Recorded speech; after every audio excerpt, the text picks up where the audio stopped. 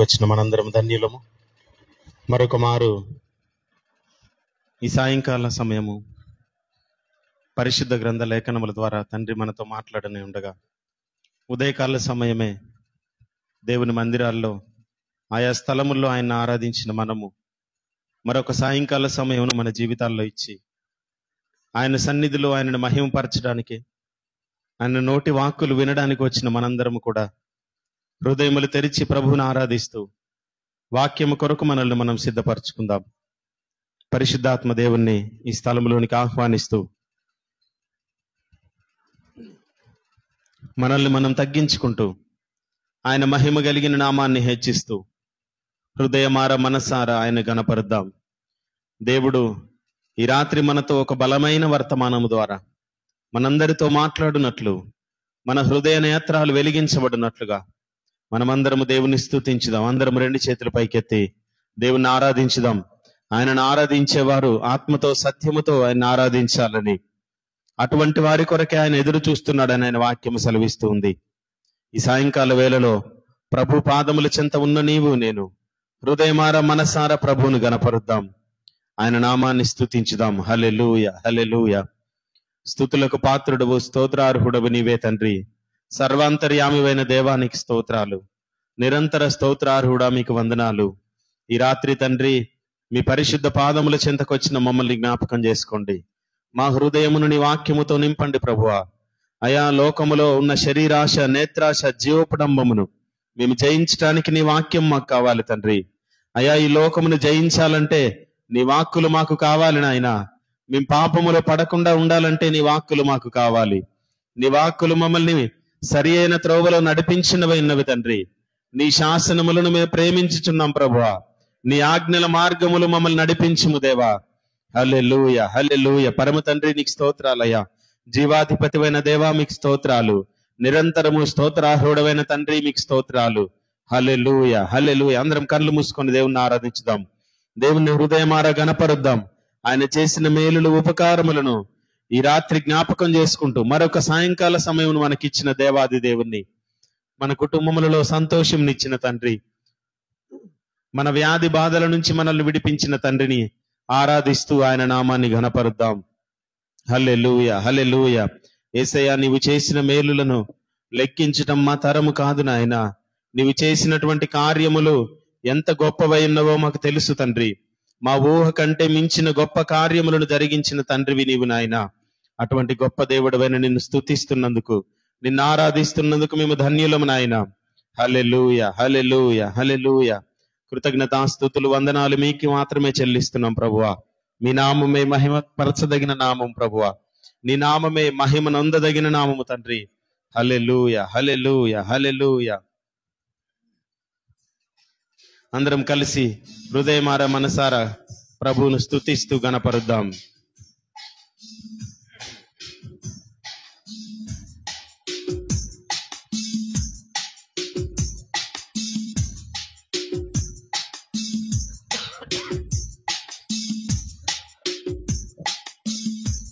అందరం కలిసి ప్రభువును గణపరుద్దాం. లెక్కించలేని స్తోత్రములు దేవా ఎల్లప్పుడూ నే పాడెదన్. లెక్కించలేని స్తోత్రములు దేవా ఎల్లప్పుడూ నే పాడెదన్. ఇంతవరకు నా బ్రతుకులో, ఇంతవరకు నా బ్రతుకులో నీవు చేసిన మేలకై, నీవు చేసిన మేలకై లెక్కించలేని స్తోత్రములు దేవా ఎల్లప్పుడూ నే పాడెదన్. లెక్కించలేని స్తోత్రములు దేవా ఎల్లప్పుడూ నే పాడెదన్. అందరం కలిసి పాడదాం. ఆకాశ మహాకాశముల్ వాటి యందున్న సర్వంబును, ఆకాశ మహాకాశముల్ వాటి యందున్న సర్వంబును. భూమిలో కనబడునవన్నీ, భూమిలో కనబడునవన్నీ ప్రభువా నిన్నే కీర్తింతున్. లెక్కించలేని స్తోత్రములు దేవా ఎల్లప్పుడూ నే పాడెదన్. లెక్కించలేని స్తోత్రములు దేవా ఎల్లప్పుడూ నే పాడెదన్. అడవిలో నివసించునవన్నీ, సుడిగాలియు మంచును. అడవిలో నివసించునవన్నీ, సుడిగాలియు మంచును. భూమిపైనున్నవన్నీ, భూమిపైనున్నవన్నీ దేవా నిన్నే పొగడును. లెక్కించలేని స్తోత్రములు దేవా ఎల్లప్పుడూ నే పాడెదన్. లెక్కించలేని స్తోత్రములు దేవా ఎల్లప్పుడూ నే పాడెదన్. నీటిలో నివసించు ప్రాణులు, ఈ భువిలోని జీవరాశులు, నీటిలోన నివసించు ప్రాణులు, ఈ భువిలోని జీవరాశులు ఆకాశమున ఎగురునవన్నీ, ఆకాశమున ఎగురునవన్నీ ప్రభువా నిన్నే కీర్తింతున్. లెక్కించలేని స్తోత్రములు దేవా ఎల్లప్పుడూ నే పాడెదన్. లెక్కించలేని స్తోత్రములు దేవా ఎల్లప్పుడూ నే పాడెదన్.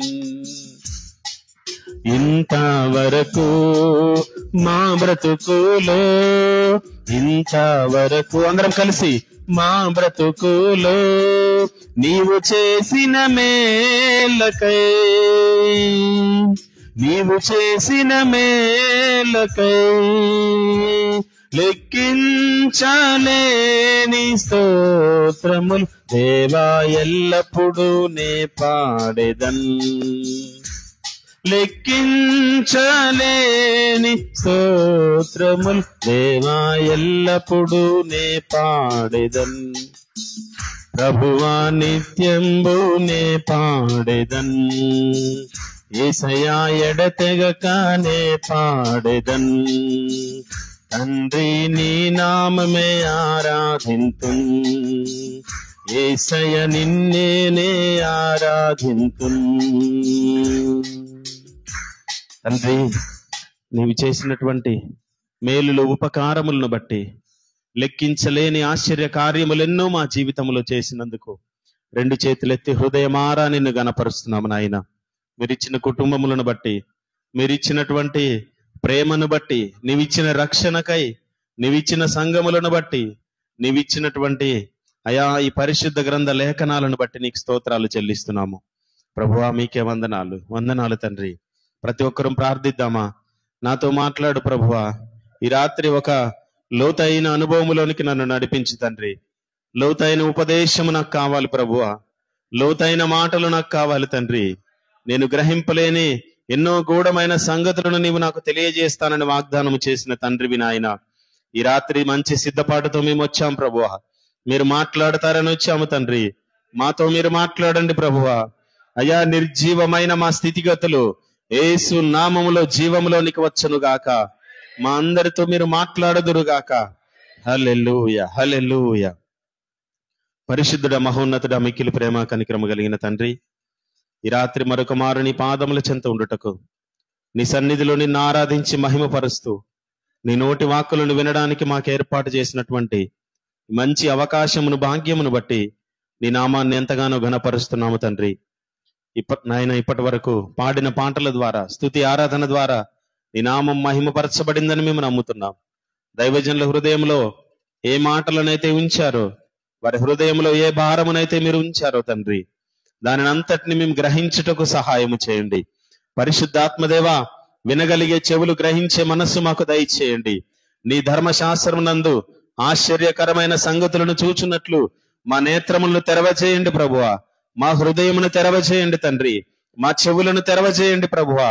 నీ వాక్కులకు మేము లోబడే వారముగా, నీ మాటల ప్రకారం నడుచుకునే వారముగా ఉండడానికి కృప చూపించండి. దైవజనులు మీ ఆత్మాభిషేకముతో నింపి నీ వాక్కులను మాకు వినిపింపజేసి మేము మా ఆధ్యాత్మిక జీవితంలో దినదినము ఎదుగుటకు సహాయం చేయమని నీ సన్నిధిని స్థలములు ఉంచినందుకు ప్రతి డిస్టర్బెన్స్ ను యేసు నామములు గద్దించి పొమ్మని ఆజ్ఞాపిస్తున్నాం. మీ సహాయమును, మీ సహవాసమును మాతో ఉంచి మీరే మా అందరితో ముచ్చటించమని నజరేయుడైన యేసయ్య నామములో అతి వినయముతో ఈ ప్రార్థన, స్తుతి, ఆరాధన మీకు సమర్పిస్తున్నాము తండ్రి. ఆమెన్. మీరున్న ప్రదేశం నుంచి కొంచెం ముందుకు వచ్చి ఎక్కడ ఖాళీగా ఉన్నాయో దయచేసి అక్కడ చైర్స్ లో మీరు కూర్చోండి. అందరూ ముందుకు, వెనక ఎవరు ఉండొద్దు. అందరు ముందుకు రండి. ఖాళీ చైర్స్ లేకుండా ముందుకు వచ్చి కూర్చోండి. ఖాళీ చైర్స్ కనబడద్దు ప్లీజ్. ముందుకు వచ్చి కూర్చోండి. ఎందుకంటే వెనక వస్తున్న వాళ్ళు మళ్ళీ ముందుకు వచ్చి కూర్చోవడం వల్ల ఇక్కడున్న వాళ్ళ అటెన్షన్ కొంచెం వెనక్కి పడుతుంది. వెనక వచ్చిన వాళ్ళని వెనకనే కూర్చొనివ్వండి. ముందు వచ్చిన వాళ్ళు ముందుకు వచ్చి కూర్చోండి. దైవజనులు మనకు వాక్య పరిచయం అందిస్తారు.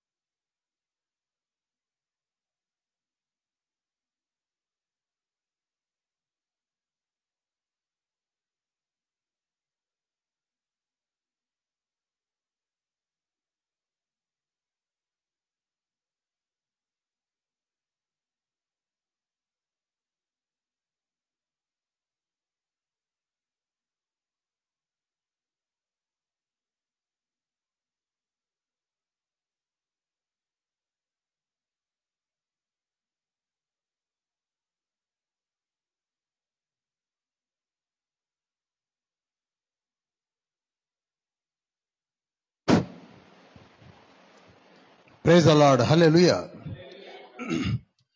అందరం మరి గట్టిగా ప్రభువుని మహిమపరుద్దాం. హల్లెలూయా. కుడి చేతిలోనికి పరిశుద్ధ బైబిల్ గ్రంథమును తీసుకొని అపోస్తుల కార్యమును ధ్యానించిన నిమిత్తమై వచ్చిన మనతో తండ్రి మాట్లాడులాగున ఇటు గొప్ప కార్యమును జరిగించున్న యేసుక్రీస్తు ప్రభు వారికి మనమందరం కలిసి మహిమను చెల్లిద్దాం. వాక్యమును యాకోబుకు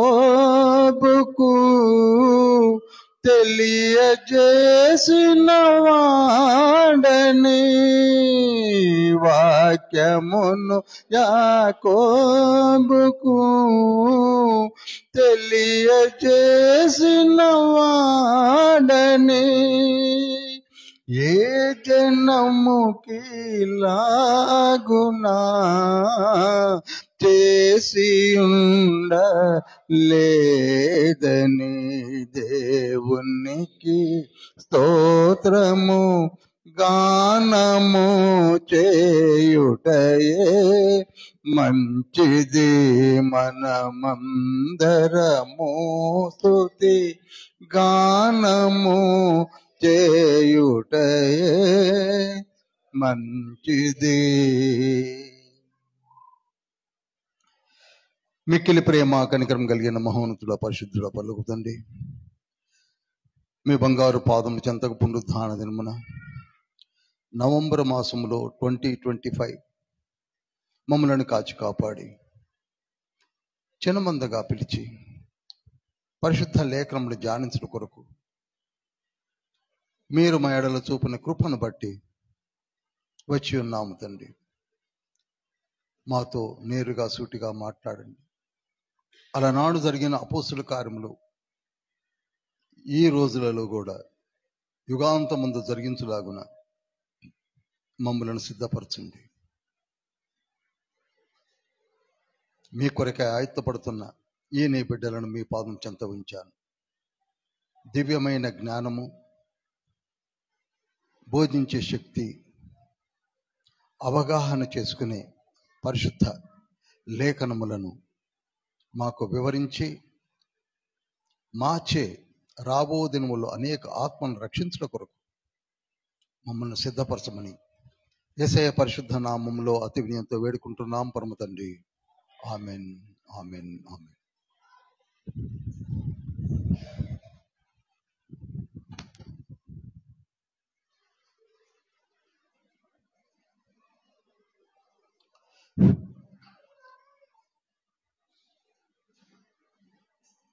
గడిచిన వారంలో మనము అపోస్తుల కార్యములను ధ్యానించున్నాం.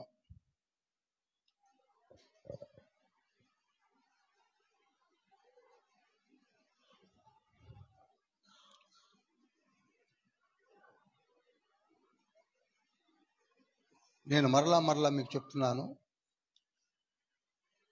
బైబిల్ స్టడీలో అతి ప్రాముఖ్యమైనటువంటి కొత్త నిబంధన పుస్తకములలో ఒక పుస్తకము అపోస్తుల కార్యములు. ఈ రోజులలో అవసరమైన పుస్తకము కూడా అపోస్తుల కార్యములు.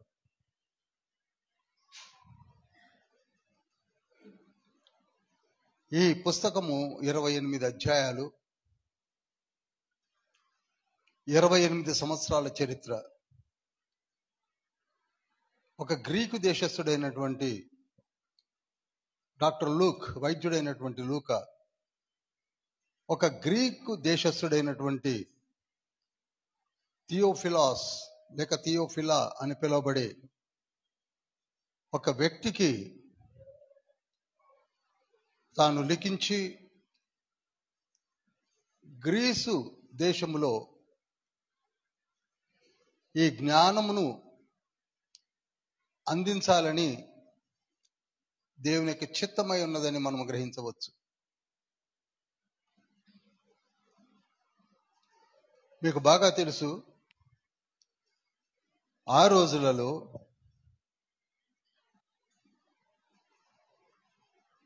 జ్ఞానమును వెతికినవి, జ్ఞానమును కావాలని కోరుకున్న దేశాలు రెండు. ఒకటి గ్రీకు దేశము, రెండవది ఏలాము దేశము.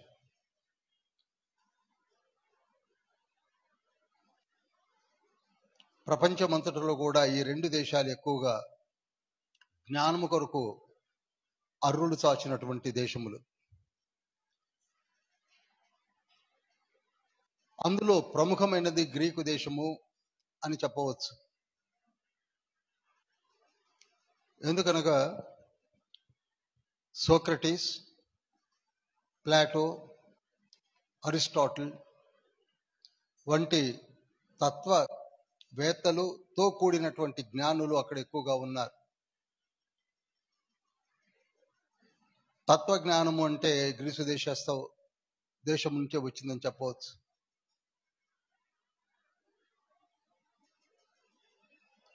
అలెగ్జాండర్ తండ్రి అయిన ఫిలిప్పు ఒక గ్రేట్ అడ్మైరర్.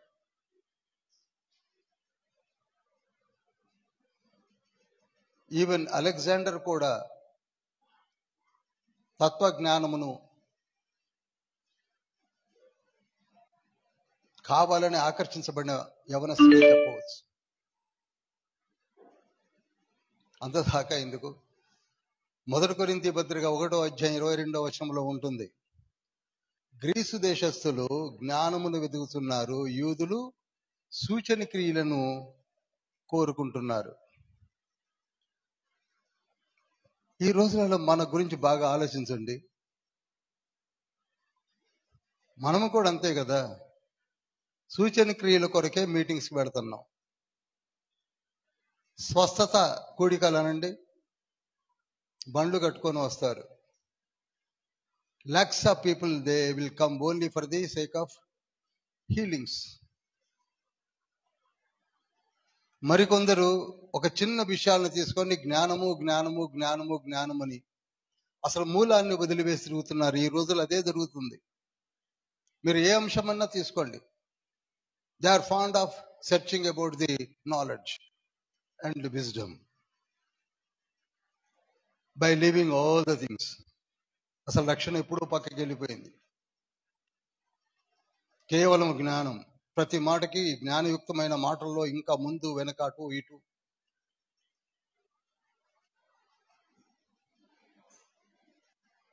అయితే ఈ జ్ఞానమును గురించి, సూచనల గురించి వింత పోకడలు బయలుదేరాయి.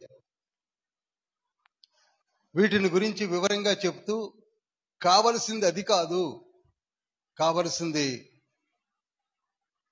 క్రిస్టాలజీకి కావలసింది eschatology. Christian life is not just for searching knowledge and healings. క్రైస్తవుడైన వెంటనే నాకు కావలసింది జ్ఞానము జ్ఞానము. మన బుర్రకి ఏ జ్ఞానము ఎక్కదన్న సంగతి మనం మర్చిపోయాం. ప్రసంగి గ్రంథం 1వ అధ్యాయము 13 నుంచి 18 వచనాల్లో జ్ఞాని అయినటువంటి కింగ్ సాలమన్ అన్నాడు, ఇది అధిక జ్ఞానము వెర్రిని పుట్టించును అని. ఎంతవరకు అంతవరకే, కావలసిన దాన్ని వదిలివేయకూడదు.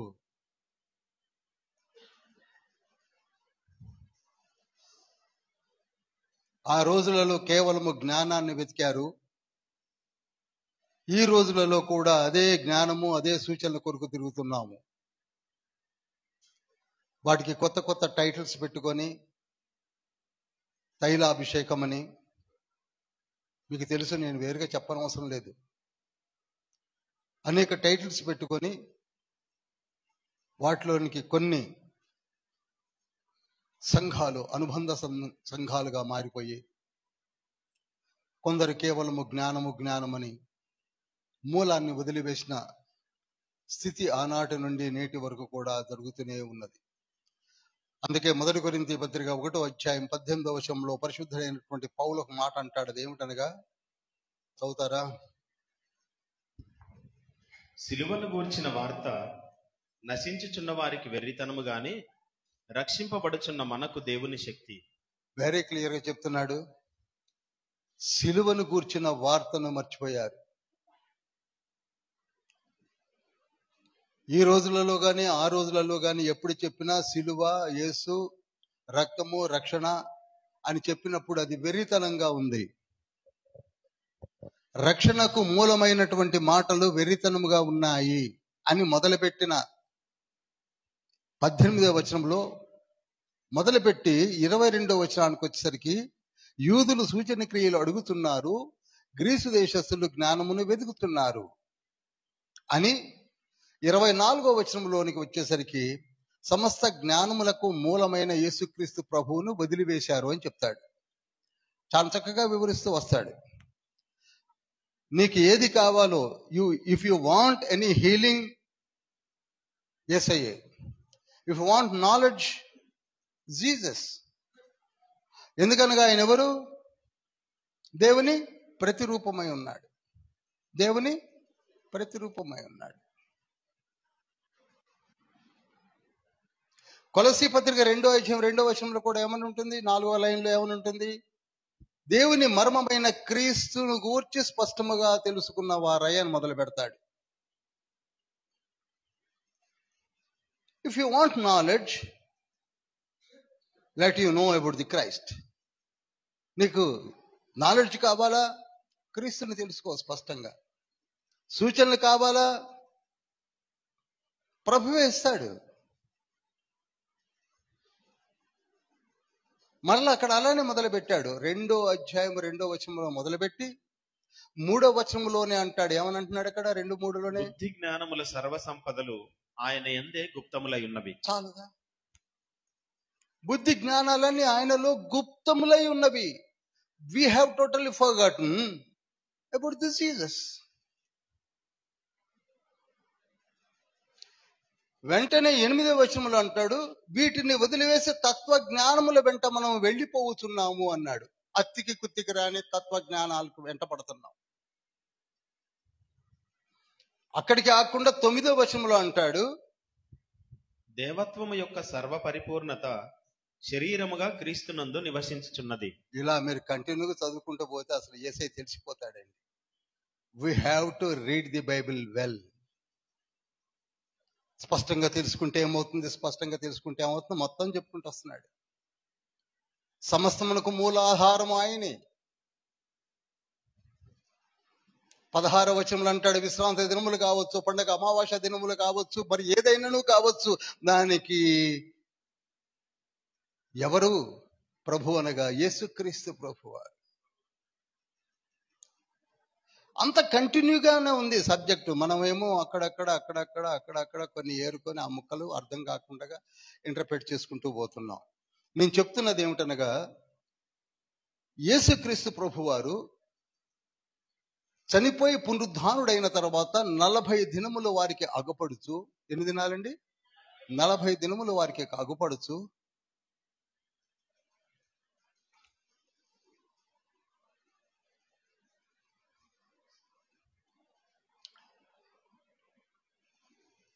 ఉదయకాలమనే వచ్చి సాయంకాలం వరకు అనేక రుజువులను, ప్రమాణములను ఎత్తి చూపుతూ 40 రోజులు. ఇది ఎప్పుడు గుర్తుంచుకోండి. ఎందుకు నేను రిపీటెడ్గా చెప్తున్నానంటే, ఒక్కసారి వచ్చాడు, సిలువలో వేలాడాడు, రక్తాన్ని చిందించాడు, 3వ దినమున పునరుద్ధానుడయ్యాడు, వెళ్ళిపోయాడు, తన డ్యూటీ అయిపోయింది అనుకొని ఆగిపోలే. ఆయన ఎంతగా లోకంను ప్రేమించాడో అర్థమవుతుంది. మళ్ళీ వచ్చాడు. వచ్చి 1 రోజా, 2 రోజులా, 3 రోజులా, 40 రోజులు. 40 రోజులు పరలోకమును గురించి చెప్తూ, ఇక్కడ ఆ పరలోకము యొక్క మాన్యువల్, పరలోకంలో గవర్నమెంట్ ఉంది, పరలోకపు గవర్నమెంట్ ఉంది, దానికి సంబంధించినటువంటి మాన్యువల్ పరిశుద్ధ బైబిల్ గ్రంథం ఉంది. Every government will have manual. పరలోకపు గవర్నమెంట్ యొక్క మాన్యువల్ ఏంటండి? పరిశుద్ధ బైబిల్. దీని గురించి వివరించి దీన్ని ఇంకా వివరించమని సాధారణమైనటువంటి మనలాంటి వారిని ఏర్పరచుకొని 40 దినములు మీరు ప్రకటించాలి అని చెప్పి, మీరు ప్రకటించలేకపోతున్నారన్న సంగతి నాకు తెలుసు.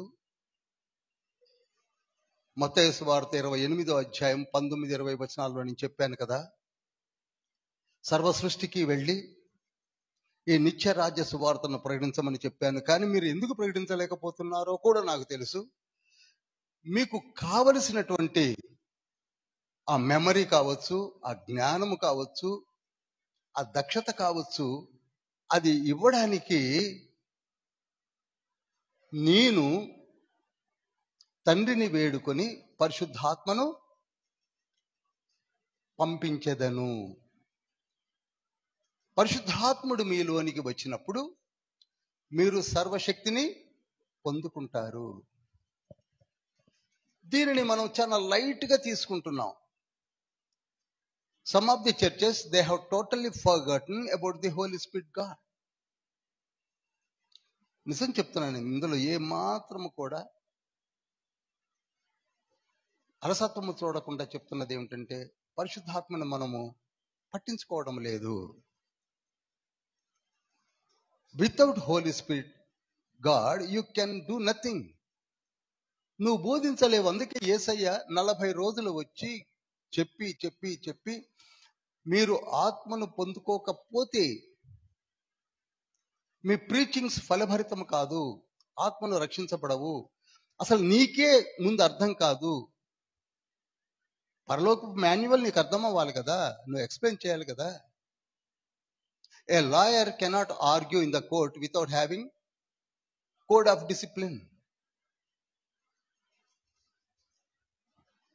ఒక లాయర్ కోర్టులోకి వెళుతున్నాడంటే అతనికి కోడ్ ఆఫ్ డిసిప్లిన్ పర్ఫెక్ట్ గా తెలిసి ఉండాలి కదా. అలానే నువ్వు బోధించడానికి వెళుతున్నప్పుడు పరిశుద్ధ జ్ఞానము నీకు ఉండాలి కదా. ఈ జ్ఞానము నీకు ఉండాలి అంటే బోధించే బోధకుడు కావాలి కదా. ఆ బోధకుడు ఎవరో కాదు, ఎవరండి? పరిశుద్ధాత్మ తండ్రి. 1 కొరింథీ పత్రిక 2:10-13 ఉంటుంది. 10-13 ఉంటుంది. కనుక మీరు పరిశుద్ధాత్మ తండ్రిని నేను పంపిస్తాను. అది కూడా ఫ్రీ, చూడండి, అది కూడా ఫ్రీ, నేనే పంపిస్తాను. You have to do. మీరు చేయవలసింది ఏమిటంటే మీరు ప్రార్థన చేయండి, రిసీవ్ చేసుకోండి. That's all. మన ఇంటికి అతిథి వస్తున్నాడంటే మనమే రిసీవ్ చేసుకోవాలి. అలా రిసీవ్ చేసుకోండి అంతే. ఆయన మీలోనికి వచ్చినప్పుడు అని 8వ వచనం మొదలు పెట్టాడు. 8, 9 వచనాల్లో 10 వచనాల్లో ఆయన మీలోనికి వచ్చినప్పుడు మీరు సర్వసత్యములోనికి వెళతారు కనుక మీరు అప్పుడు కేవలం యూదయ, సమరయ ఈ చుట్టుపక్కల దేశాల్లోనే కాక భూదిగంతముల వరకు నాకు సాక్షులై ఉంటారని చెప్పాడు. ఈనాడు మనతో కూడా అవే మాటలు మాట్లాడుతున్నాడు. పోయిన వారము కూడా అవే మాటలు మనము ధ్యానించాం. సరిగ్గా 2వ అధ్యాయంలోనికి వచ్చేసరికి ఇంచుమించు 120 మంది ఒక చోట కూర్చొని ప్రార్థించి పరిశుద్ధాత్మను పొందుకోవడం కూడా మనము చూశాము, ధ్యానించాము.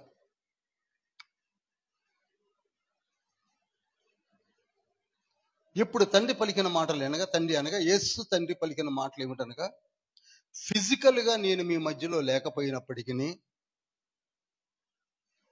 మీరు ఇప్పుడు పరిశుద్ధాత్మ తండ్రి యొక్క సహాయముతో మీరు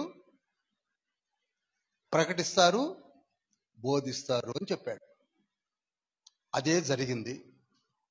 పరిశుద్ధాత్మ తండ్రి వచ్చుట, వారు నోరు విప్పి అన్య భాషలతో ఆయా ప్రాంతముల నుండి ఆయా దేశములలో జీవించి తిరిగి వచ్చినటువంటి వారితో మాట్లాడడం మనం చూశాం. ఈనాడు కూడా ఆత్మపూర్ణులే సేవ చేసే దైవజనులు ఎందరో ఉన్నారు, చేస్తున్నారు. వారిని క్రిటిసైజ్ చేస్తూ వారిని ఆటంకపరిచేది ఎవరో తెలుసా? మతము. ఏంటంటే అది మతము. అసలు నిత్య రాజ్య సువార్తకు విరోధులు ఎవరో తెలుసా? మతము. దానికి ఒక అందమైన పేరు పెట్టాము, రిలీజియన్ అని. మనము కూడా క్రిస్టియన్ మతం అని పెట్టాం. 1517లో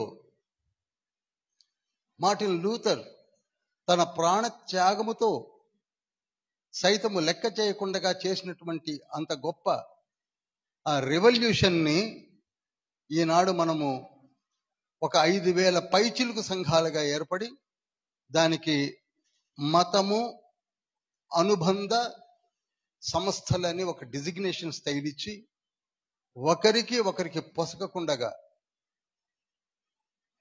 ఈనాడు the quarrel is only in between churches. ఆ చర్చ్ అంటే ఈ చర్చికి పడదు, ఈ చర్చ్ అంటే ఆ చర్చికి పడదు. అందుకే లూకాసు వార్త 18:8 ఉంటుంది, మనిషి కుమారుడు మధ్య ఆకాశమునకు వచ్చినప్పుడు విశ్వాసమును కనుగొనునా? Question mark. అనగా నేను సెకండ్ కమింగ్ వచ్చేసరికి ఈ ప్రపంచం ఎలా ఉంటుందంటే ఒకళ్ళని ఒకళ్ళు కత్తులు లేకుండా దూసుకుంటూ ఉంటారు. అది హోప్లెస్ చర్చ్ అండి, ఈ చర్చ్ వేస్ట్ అండి, ఆయనకి జ్ఞానం లేదండి, ఈయనకు అది లేదండి అనుకుంటూ ఉంటారు. విశ్వాసాన్ని వదిలివేస్తారు.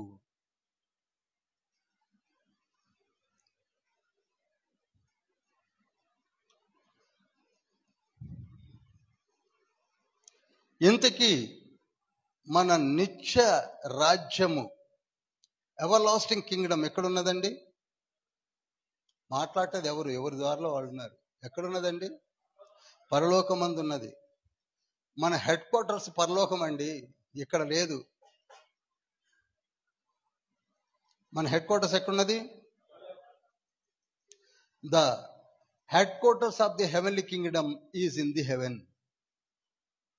మనమందరము కూడా ఆయన యొక్క యాజక రారాజులుగా, సువార్థికులుగా, ఇవాంజలిస్టులుగా, కాపరులుగా ఇక్కడ మనము పనిచేస్తున్నాం. అయితే మనం ఏం చేస్తున్నామంటే మత్తయి సువార్త 23వ అధ్యాయము 13 నుండి 14 వచనాలు చాలు. మనము వెళ్ళము, వారిని వెళ్ళనీయము. చూసారా, ఇది జ్ఞానం. నేను ముందే చెప్పా, మన జ్ఞానం ఎంతసేపు మనం పోము, అడి తిప్పి ఇడి తిప్పి ఎదుర్కొన్నోళ్ళని పోనీయము. దీనితో సెక్టేరియన్స్ అయిపోయినాయి. ఇప్పుడు చెప్పండి, యేసయ్యను వ్యతిరేకించిన వారెవరు? ఈ మత ప్రవిష్టులే. అదేదో ఈ రోజుల్లో ఉందనుకోకండి. ఆ రోజులలో ధర్మశాస్త్రాన్ని పట్టుకున్నారు చేతిలోకి. ఈ రోజులలో మనం బైబిల్ పట్టుకున్నాం. Every church is having Bible in their hands. ఆ రోజులలో ప్రధాన యాజకుడి దగ్గర బైబిల్ ఉంది, శాస్త్రుల దగ్గర బైబిల్ ఉంది, ధర్మశాస్త్రోపదేశకుల దగ్గర బైబిల్ ఉంది, పరిసయ్యుల దగ్గర బైబిల్ ఉంది, సద్దుకైల దగ్గర బైబిల్ ఉంది, ఎసనీయుల దగ్గర బైబిల్ ఉంది. ఎవరి దగ్గర లేదు? అందరి దగ్గర ఉంది. కానీ చెప్పవలసిన చెప్పడం వదిలేశారు. అప్పుడు వదిలేశారు, ఇప్పుడు వదిలేశాం. ఏంటి, మేము జ్ఞానవంతులం, మాకు జ్ఞానం ఉంది, మా జ్ఞానము పొంగి పొర్లుతుంది, మీకు జ్ఞానము లేదు, ఈ చర్చికి జ్ఞానము లేదు, ఆ చర్చికి జ్ఞానము లేదని తిరుగుతున్నాం.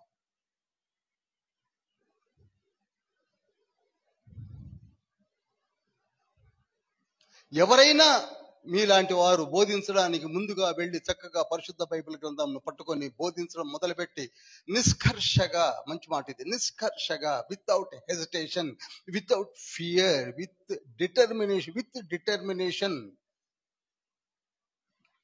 హెవెన్లీ మాన్యువల్ ని పట్టుకొని చెప్పుతుంటే ఏమంటున్నారో తెలుసా? పిచ్చివాడు అంటున్నారు. ఏమంటున్నారండి? అపోస్తుల కార్యములు 24వ అధ్యాయం 5వ వచనం పెద్దగా చదవండి. ఈ మనుష్యుడు పీడ వంటి వాడును. ఆగండి, ఈ మాటకే మనకు బుర్రలు పోయినాయి కదా. పౌలు ఎటువంటి వాడట? పీడ వంటి వాడు. అది ఇక చెప్పండి మరి. ఇప్పుడు చెప్పండి. ఇది 4th జర్నీ అండి. పాపం ఉపవాస ప్రార్థనలు ఉండి ఏడ్చి కన్నీరు గార్చి నేటివ్ ప్లస్ స్టార్స్ ఎప్పుడో వదిలిపెట్టి ఒక ధనవంతుడై ఉండి రోమన్ సిటిజన్షిప్ కలిగి అవన్నీ మనకుంటే అసలు మనం అందరిని వచ్చి ముందు నా దగ్గర సాష్టాంగపడమని అనేవాళ్ళం. అన్ని వదిలిపెట్టి ఎక్కడ రోమ్, ఎక్కడ కొలసి, ఎక్కడ కొరింథీ, ఎక్కడ గ్రీకు, ఎక్కడ మాసిదోనియా, ఎక్కడ తెస్సలోనిక, ఎక్కడ గలతీ తిరిగి పత్రికలు రాసి సేవ చేస్తున్న వాడట. వీరికి ఎట్లా కనపడుతున్నాడు ఇప్పుడు? పీడ వంటి వాడట. చదవండి పాస్టర్ గారు. ఈ మనుష్యుడు పీడ వంటి వాడును, భూలోకమందున్న సకలమైన యూదులను కలహమునకు రేపువాడును. చాలు, యూదులకు కలహాన్ని రేపుతున్నాడట. ఎందుకని? సున్నతితో పెద్ద అవసరం లేదు నాయన అన్నందుకు.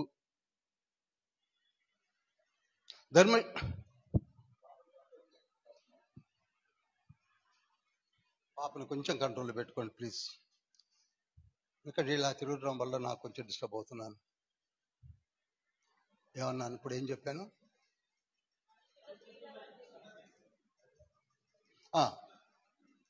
సున్నతి is not at all criteria. ఆ రోజులలో ధర్మశాస్త్రం పట్టుకొని ఒక సున్నతి చేసుకుంటే చాలు, డైరెక్ట్ గా పరలోకం వెళ్ళిపోవచ్చు అని చెప్పుకున్నారు. సున్నతి వలన పరలోకం ఏమి రాదు నాయన. సున్నతి అనేది ఒక హెబ్రీయునకు గుర్తు మాత్రమే. రోమాపత్రిక 2:28 ప్రకారంగా, ఇర్మియా గ్రంథము 9వ అధ్యాయం 25వ వచనం ప్రకారంగా సున్నతి వలన ఒరిగేది ఏమీ లేదు. మీరు హెబ్రీయుడని గుర్తించవచ్చు. అది హెబ్రీయులుగా మీరు ఉన్నారని అనుటకు అనుగ్రహించబడిన ఒక నిబంధన మాత్రమే. కానీ హృదయ సున్నతి కావాలి.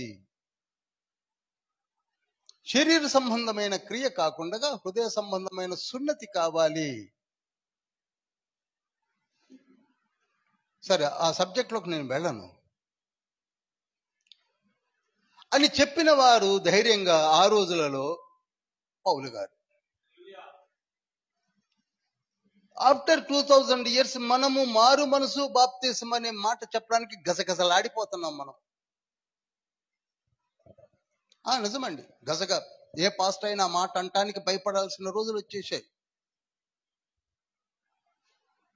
అసలు అపోస్తుల కార్యములంతా మీరు భూతద్దం పెట్టి చదివినా కనపడేది మారు మనసు బాప్తిసమే, వేరే మాట కనపడదు. యేసయ్య కూడా 40 రోజులు వచ్చి ఇక్కడ కనపడి చెప్పిందంతా కూడా అందరినీ మారు మనసు పొందింపజేసి ఎస్కటాలజీ అనేటువంటి మీ డెస్టినేషన్ కి తీసుకొని రావడానికి ప్రయత్నం చేయమని చెప్పింది. అందుకే వచ్చాడు. అంతేగాని ఇక్కడనే ఉండి తినుము, త్రాగుము, సుఖించము, తర్వాత ఇక్కడనే మీరు కలిసిపోతారని చెప్పడం రాలా.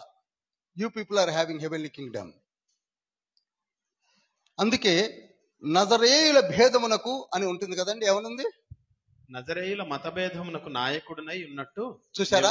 నజరేయుల మత భేదమునకు నాయకుడే ఉన్నట్టుగా కనబడుతున్నది అన్నాడు అని ఎలిగేషన్ రైజ్ చేశారు. ఈ రోజుల్లో మన దగ్గర కూడా అంతే కదా.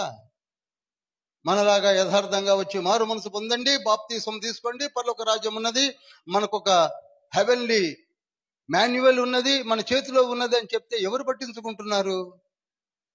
44 పుస్తకాలు కంట తడి ఆరిపోయేట్టుగా చెప్తూ వస్తున్నాను. ప్రతి పుస్తకంలో మారు మనసు గురించే చెప్పాను. నేను ఈ జ్ఞానముల గురించి నేను పెద్దగా పట్టించుకోను. 200 రెఫరెన్స్ నీకు వచ్చిన పరలోక రాజ్యానికి రావు. ఒక పుస్తకాన్ని కంఠస్థం పట్టిన పరలోక రాజ్యానికి రావు. Unless you should have salvation. రక్షణ కావాలి, రక్షణ కావాలి. మానవులకు కావలసింది రక్షణ. అది చెప్పడానికి 28 అధ్యాయాలు తండ్రి కేటాయించాడు.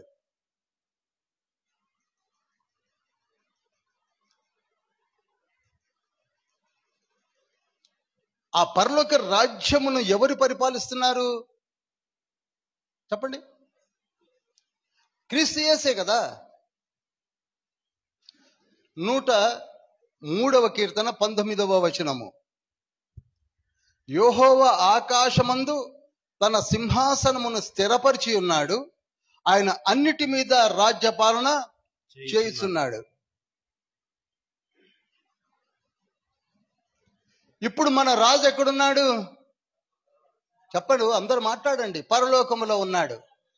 అక్కడ నుండి తన సింహాసనమును స్థిరపరిచి అన్నిటి మీద రాజ్యపాలన చేస్తున్నాడు. ఆ రాజ్య పాలనను మనము చాలా తక్కువగా అంచనా వేసుకుంటున్నాం, అలవోకగా ధ్యానిస్తున్నాం. 145వ కీర్తన 13వ వచనములో ఏమనుంటుందో చూడండి. నీ రాజ్యము శాశ్వత రాజ్యము, నీ రాజ్య పాలన తరతరములు నిలుచును. ఏదో సింహాసనం వేసుకొని అక్కడ కూర్చున్నాడు అని మనం అనుకుంటవుతున్నాం. అది తరతరములు నిలిచే రాజ్యం అండి, మన గవర్నమెంట్స్ లా కాదు. నేను మొన్ననే ప్రకటన గ్రంథంలో చెప్పాను, ఈ 197 దేశాల రాజ్యాలన్నీ పక్కకి వెళ్ళిపోయి చివరికి దశరాజ్య కూటమి కొరకు ఎదురు చూసే రోజులు ఇవి. బట్ అవర్ కింగ్, మన రాజ్యం ఎలాంటిదండి చెప్పాలి? శాశ్వత రాజ్యము. నీ రాజ్యము తరతరములు నిలుచును, దానికి మీరు సామంత రాజులు. దానికి మీరు అధిపతులు, దానికి మీరు ఈ నిత్యరాజ్య సువార్తను పట్టుకొని దూతలు వలె వెళ్లి ప్రకటించేదారు. We are having that power, we are having that power. నేను మీ చేతనే చెప్పిస్తాను, మీరే వెళతారు, మీరే చెప్తారు, మీరే పరలోక రాజ్యములోనికి నడిపిస్తారు. ఎందుకనగా నా రాజ్యము శక్తితో కూడుకున్నది. మొదటి తెస్సలోనికలు రాసిన పత్రిక 1వ అధ్యాయం 5వ వచనంలో అంటాడు పౌలు, ఏదో మాటలతో వచ్చింది కాదు, ఇది పరిశుద్ధాత్మతోనూ శక్తితోనూ వచ్చినది. Powerful word it.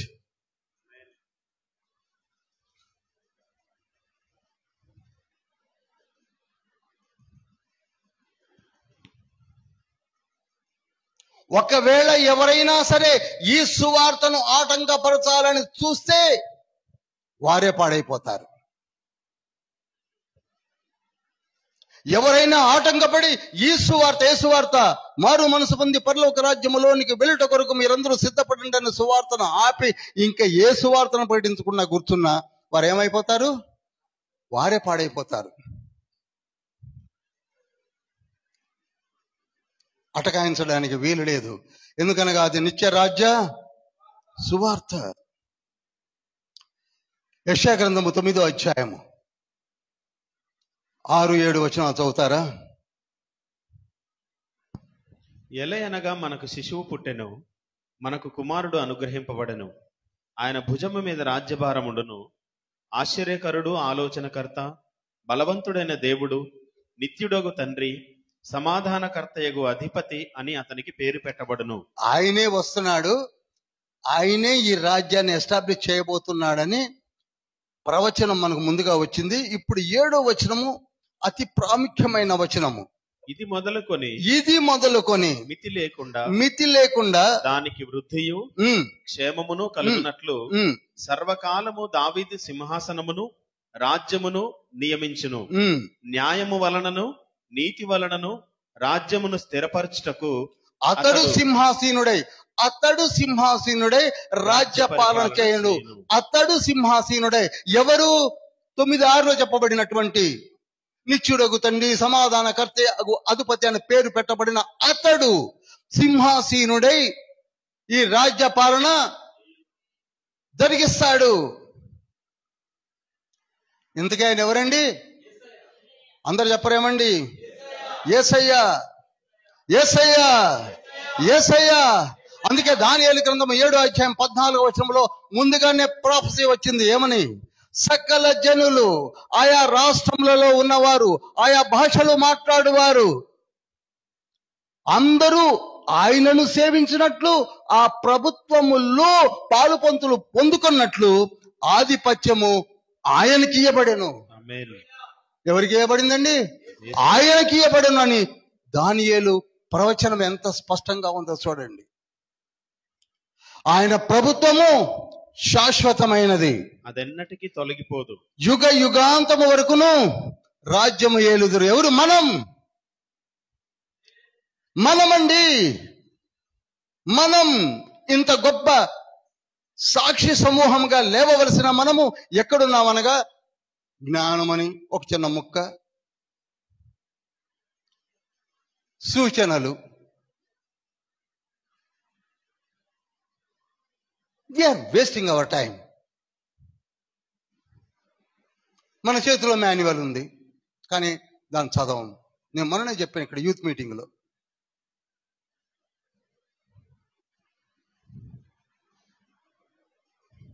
ఇప్పుడు చెప్పండి, మనలను ఇంత చక్కటి సువార్తను ప్రకటించకుండా అబ్స్ట్రక్ట్ చేసేవారెవరు? చెప్పలేమండి. మతం. మంచి మాట తగిలించుకున్నాం. మతం ఎప్పుడైతే భూమిపైన సువార్తను ఆపు చేయాలని ప్రయత్నం చేస్తారో అప్పుడు పరలోకపు సైన్యము ఇంటర్ఫియర్ అవుద్ది. ఏంజల్స్ దిగుతారు. అప్పుడు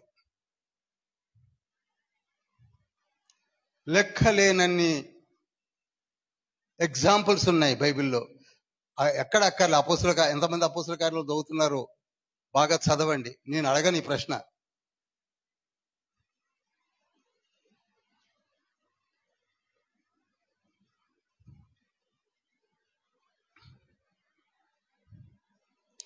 ఏంజల్స్ దిగుతారు. ఏంజల్స్ దిగి ఎవరైతే అబ్స్ట్రక్ట్ చేస్తున్నారో అడ్రస్ లేకుండా పోతారని నేను చెప్తున్నాను. ఆషామాషిగా తీసుకోకండి. అపోస్తుల కార్యములు 5వ అధ్యాయము 18 నుంచి 20 వచనాల తర్వాత చదవండి, నోట్ చేసి. అపోస్తుల కార్యములు 5వ అధ్యాయం 18 నుంచి 20 వచనాల్లో ఈ సువార్తను ప్రకటిస్తున్న అపోస్తులను బలాత్కారముగా పట్టుకొని చెరసాల్లో వేస్తే ప్రభువు దూత వచ్చి ఆ చెరసాల తాళం చెవులను తెరిచి బయటికి రప్పించి సువార్తను ప్రకటించమని చెప్పి మరీ వెళ్ళారు. Hallelujah. Nobody will stop the messages. Messenger అంటే ఏమనుకుంటున్నారు? మన మధ్యలో బోధించే వారు ఏమనుకుంటున్నారు? They are not ordinary messengers.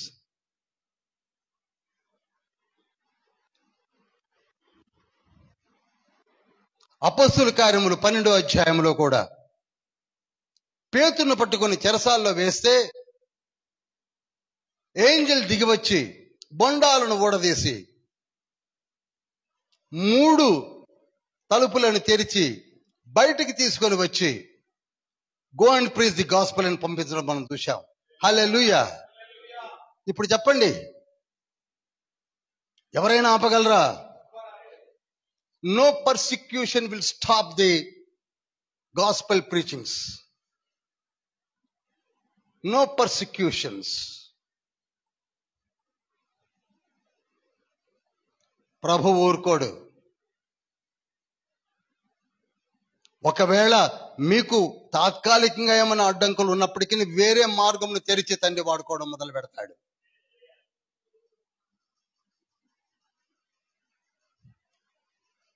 మీకు మాట చెప్పాలా? నేను ఇలా బైబిల్ స్టడీస్ బయట కండక్ట్ చేస్తున్నాను. నా శిష్యులకు చాలా మంది తెలుసు. చర్చి పేరు చెప్పను, రికార్డ్ అవుతుంది కనుక.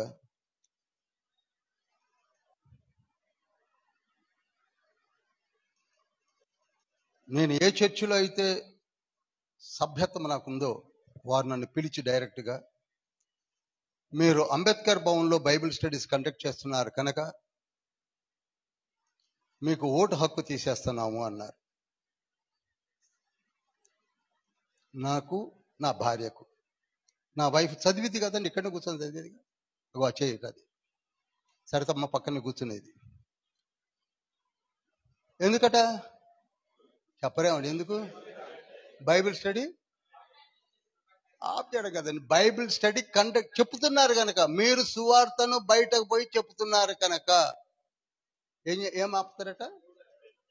సరే, నా సంగతి అలా ఉంచండి. అంబేద్కర్ భవన్లో సంవత్సరానికి 1,25,000 రూపాయలు డబ్బులు కట్టి లీజుకి తీసుకొని ప్రతి వారం కండక్ట్ చేయించినటువంటి ఒక డాక్టర్ గారు ఉన్నారు. ఆవిడ పేరు డాక్టర్ గుల్షన్ రాణా గారు. సింగరేణి కాలరీస్ లో E6, E7 ర్యాంక్ లో ఉన్నటువంటి ఒక మెడికల్ ఆఫీసర్. ఆవిడ కూడా మా చర్చ్ మెంబరే. పేరు చెప్పను, చర్చ్ పేరు చెప్పను. ఆవిడ్ని కూడా పిలిపించి, మీరు అంబేద్కర్ భవన్ ని లీజుకి తీసుకొని పలానా దైవజనులను ఏర్పాటు చేసుకొని చెప్పిస్తున్నారు కనుక మీ ముగ్గురు కూడా ఏం లేదు, ఓటు హక్కు లేదట. పరలోకానికి వెళ్ళే ఓటు హక్కు అది. ఇందాక నేను చెప్పానే, చర్చిలో ఓటు హక్కు అట. Okay, what is they? దానికి మమ్మల్ని దాకా పిలిపించడం దేనికి? ఇందులో ఓటేస్తే వచ్చేది ఏంటి, ఏకపోతే పోయేది ఏంటి?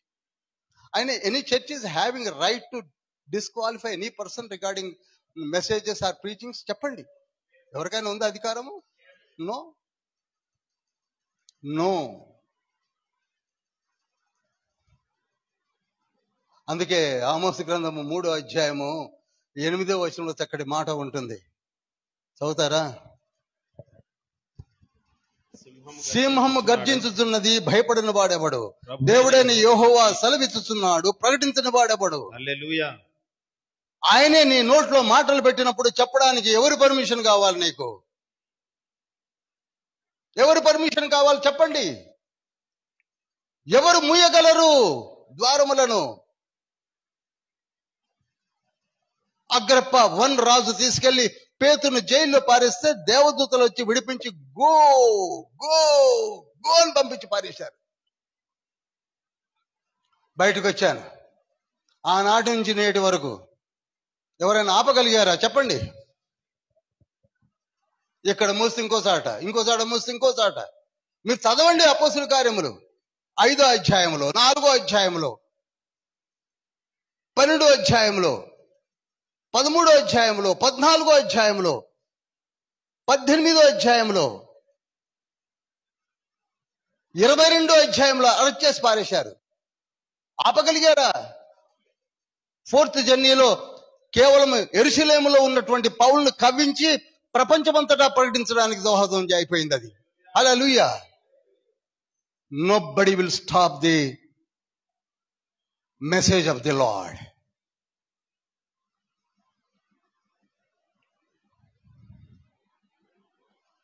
అపోస్తలులకు హింస ఎక్కడి నుంచి వచ్చింది అనుకుంటున్నారు? మతము నుండి. మాట్లాడితే ధర్మశాస్త్రం తీయడం, ఆజ్ఞలు అంటారు, కట్టడలు అంటాడు, విధులు అంటాడు, ఏదో అంటారు, ఏదో అంటారు. మన దగ్గరలో కూడా కామా ఎక్కడుందండి? బా ఏమి జ్ఞానం అండి! కామా, ఇన్వర్టెడ్ కామాస్ ఎక్కడున్నాయండి? సెమికోలన్ ఎక్కడుందండి? ఏం రీసెర్చ్ స్కాలర్స్ అండి.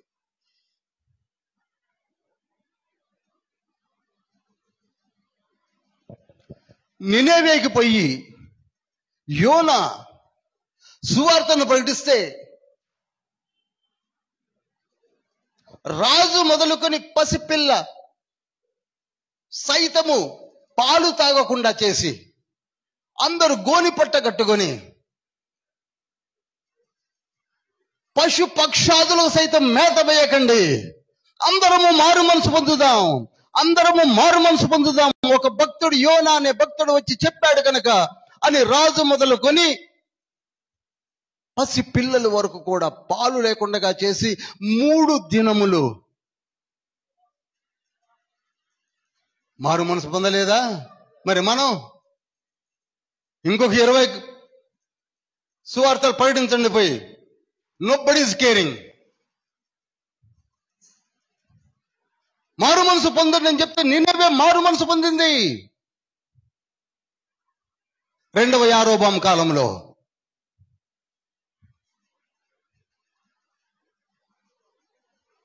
ఈనాడు అదే సువార్తను మనం నెగ్లెక్ట్ చేసి సంవత్సరాలు గడుపుకుంటున్నాం. ఇంకొక నెలలో కొత్త 7 మొదలు పెట్టిన పాట పాడతాం. మారు మనసు గురించి ఆలోచిస్తున్నామా? నో. ఎందుకండి?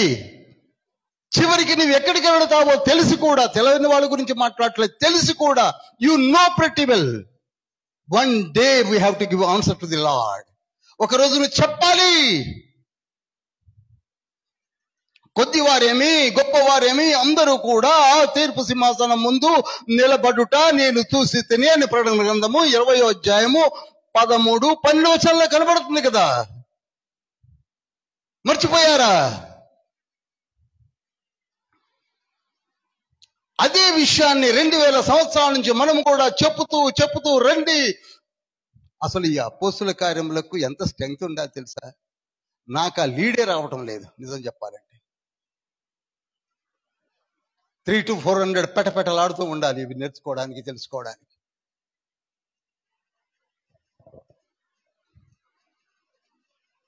బలహీనమైన మనస్తత్వము, బలహీనమైనటువంటి స్థితిగతులు, బలహీనమైనటువంటి జీవిత విధానాన్ని మనం అలవర్చుకున్నాం.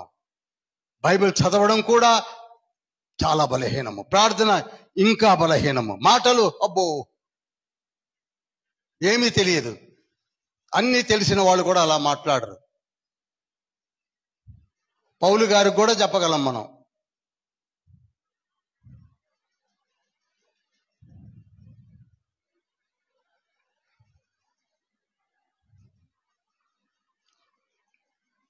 యేసయ్య అదే మాటలు చెప్పాడు. ఏమని చెప్పాడంటే, మీరు ఆత్మను పొందుకోండి, ఆత్మను మీరు పొందుకోండి.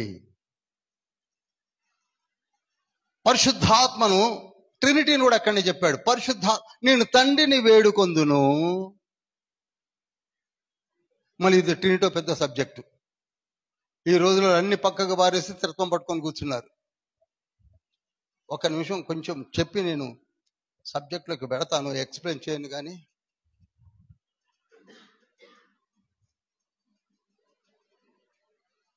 ఇందులో ఏవి పడతాయో పడవో మరి చాలా ఉన్నాయి.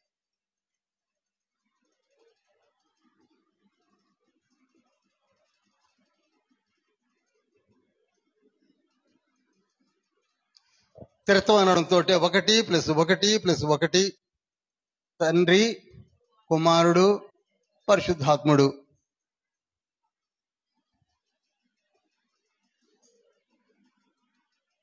ముగ్గురు ఉన్నారని చెప్పుకుంటున్నారు. వింటలేదా మీరు? చెప్పరు, వింటున్నారు.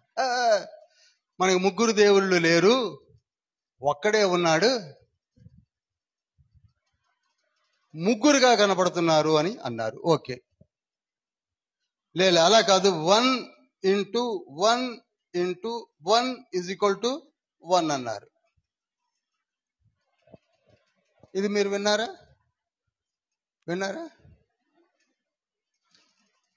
ఇవి రెండు కూడా నేను విన్నాను, కానీ నాకు ఈ రెండు అర్థం కాలేదు. ఉన్నమాట చెప్తున్నాను, 27 సంవత్సరాల ఎక్స్పీరియన్స్ లో 1:1:1 ఎట్లా అవుతుందో నాకు తెలియదు. మరి చెప్పండి, ఎలా అవుతుంది? ఒకటి ఇంటూ ఏదో నా చిన్నతనంలో టేబుల్స్ 1 ఏదో 1:1:1, 2:1:1, 2, 3:1:3 అలా. ఏమిటిది? తిన్నగా చెప్పండి. తండ్రి ఉన్నాడా? ఉన్నాడు. కుమారుడు ఉన్నాడా? ఉన్నాడు. పరిశుద్ధాత్ముడు ఉన్నాడా? ఉన్నాడు. ఓకే, మళ్ళీ ఒకటి అంటారేంటి ఇక్కడ?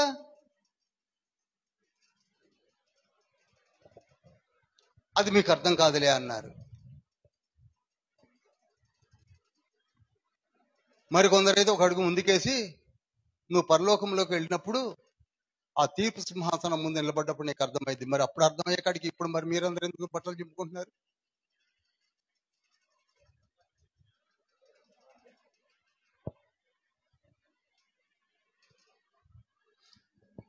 నీకు ఈ ట్రినిటీ అర్థం కావాలంటే first of all you should know about Jesus.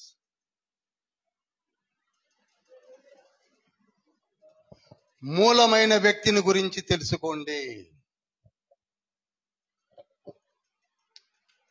ఎప్పుడైనా నాకు తండ్రి పర్మిషన్ ఇచ్చి ఇదే చర్చిలో ట్రినిటీ గురించి రిట్రీట్ పెడితే ఖచ్చితంగా చెప్తాను మీకు.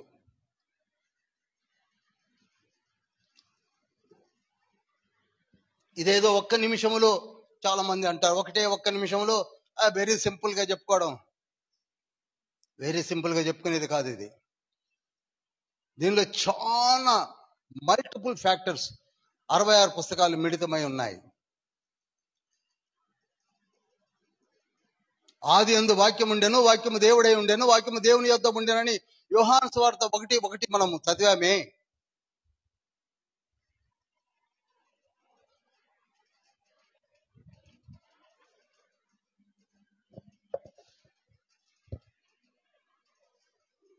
ఆది యందు వాక్యం ఉండెను.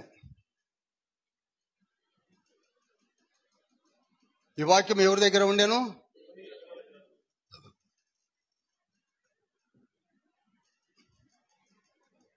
దేవుని యొద్ద ఉండెను.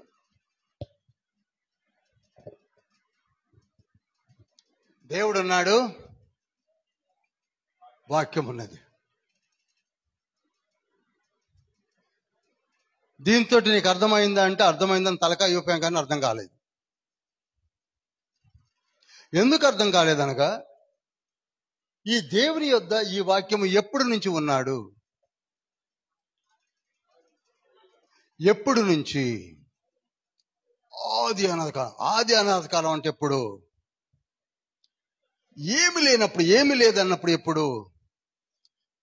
ఏమి ఏర్పడినప్పుడు ఎప్పుడు? ఎంత వెనక్కి వెళ్ళినా ఒక్కడిగా ఉన్నాడా, ఇద్దరుగా ఉన్నారా? చెప్పరు. ఇద్దరుగా ఉన్నారన్నప్పుడు ఒక్క దేవుడు ఎలా అవుతాడు?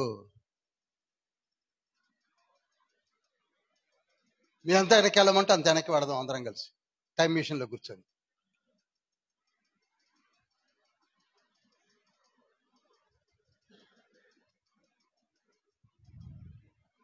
ఈ త్రిత్వం యొక్క అర్థం తెలవాలి అంటే ఇక్కడి నుంచి రావాలి.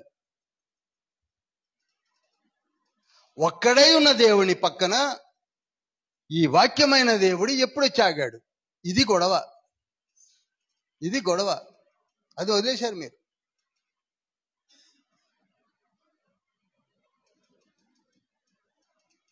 అది అర్థమై చావట్లే ఎవరికి.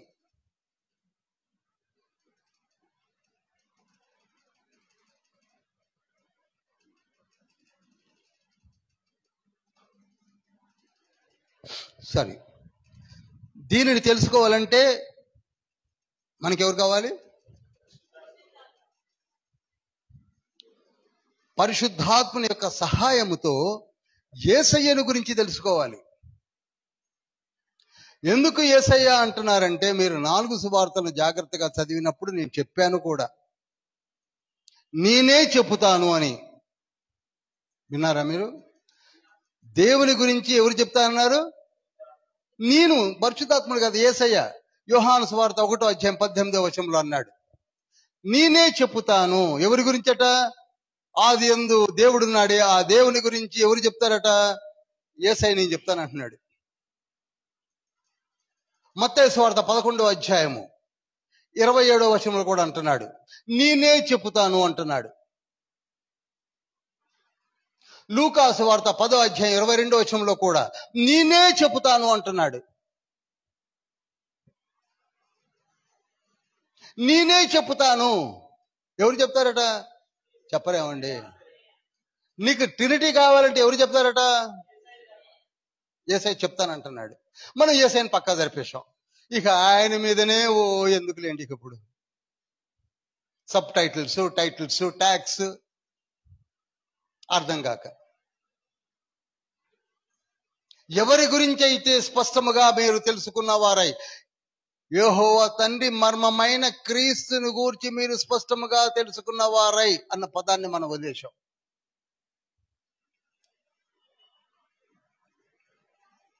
కొలసీ పత్రిక 1:27 కూడా 27 చదువుతారా స్పీడ్గా? అన్యజనులలో ఈ మర్మము యొక్క మహిమైశ్వర్యము ఎట్టిదో అది అనగా మీ యందున్న క్రీస్తు మహిమ నిరీక్షణయ్య ఉన్నాడన్న సంగతిని. అది అది అది మర్మం. అది మర్మం వదిలేసాం మనం. అసలు ఇక్కడ క్రీస్తు క్రీస్తు క్రీస్తు అన్న ఎందుకు మెన్షన్ చేయవలసి వస్తుంది? మీరు ఒకసారి కొలసీ పత్రికను బాగా చదవండి. ఎన్నిసార్లు క్రీస్తు అని ఉంది, ఎన్నిసార్లు యేసు అని ఉంది చదవండి మీరు. వై ద వర్డ్ క్రైస్ట్ అని, ద వర్డ్ జీసస్ అని సపరేట్ గా రాయవలసి వస్తుంది?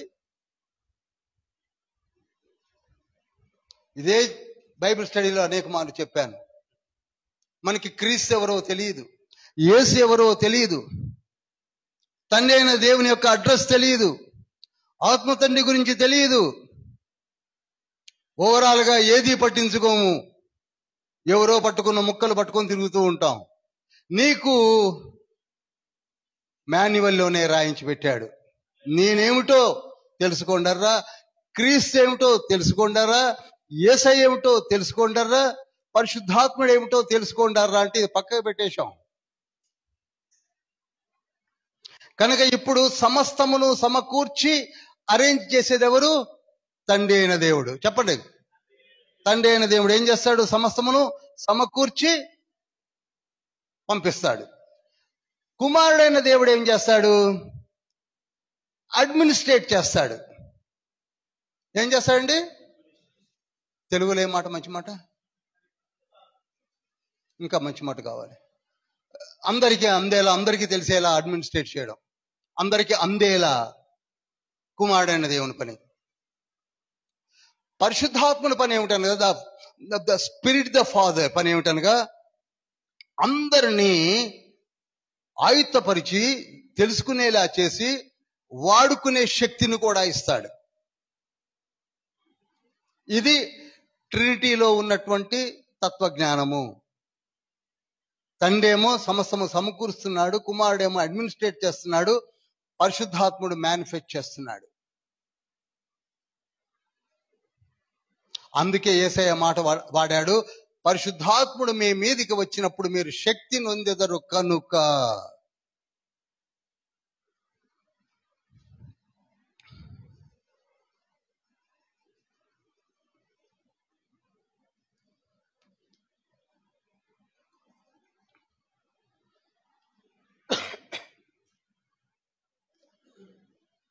శక్తి నొందారు. పరిశుద్ధాత్ముడు వచ్చాడు. 120 మంది కూడా ఏం చేశారండి?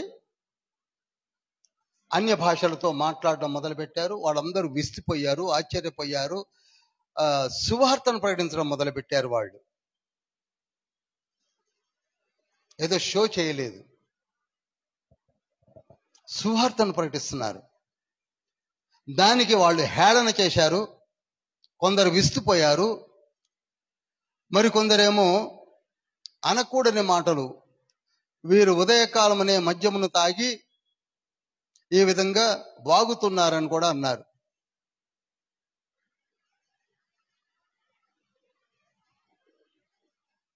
అప్పుడు పేతురు లేచాడు. ఎవరు లేచారండి? First time. ఈనాడు మనము కూడా ఆ విధంగా లేవాలండి. మనము కూడా పేతురులాగా లేవాలి. ఒకప్పుడు పిరికివాడు పేతురు, ఒకప్పుడు బొంకినవాడు పేతురు. ఇక ఎన్నిసార్లు అయినా చెప్పగలను, ఎంతైనా చెప్పగలను. అటువంటి పేతురు ఇప్పుడు లేచాడు. ఇక తాళలేకపోయాడు, ఆత్మపూర్ణుడై ఉన్నాడు. 2వ అధ్యాయం 14వ వచనంలో ఉంటుంది. 14వ వచనం మాత్రమే చదివి ఆగండి. అయితే పేతురు ఆ 11 కూడా లేచి, చాలు, ఇక లేచాడు. ఇక ఆగలేకపోతున్నాడు. ఎందుకంటే క్రిటిసైజ్ చేస్తున్నారండి. ఇప్పుడు మనల్ని మాత్రం క్రిటిసైజ్ చేయట్లేదు అనుకుంటున్నారా? బయలుదేరాడండి విశ్వాసి, బైబిల్ పట్టుకొని పోతున్నాడు, ఏదో బోధిస్తున్నాడు, ఆయనకి ఏమీ రాదు, ఈయనకి ఏమీ రాదు, ఆయనకి మారు మనసు లేదు, ఇతనికి సాక్ష్యం లేదు అని ఎంతో మందిని మనలను కూడా క్రిటిసైజ్ చేస్తున్న వాళ్ళు నిజ దైవజనులు కృంగి కృషించిపోతున్నప్పటికీ వారిని బలపరిచేది ఎవరు? పరిశుద్ధాత్మ తండ్రి. గాలి మాటలు, గాలి కబుర్లు చెప్పే వాళ్ళని ఎవరు క్రిటిసైజ్ చేయరు, సంతోషిస్తారు, చప్పట్లు కొడతారు.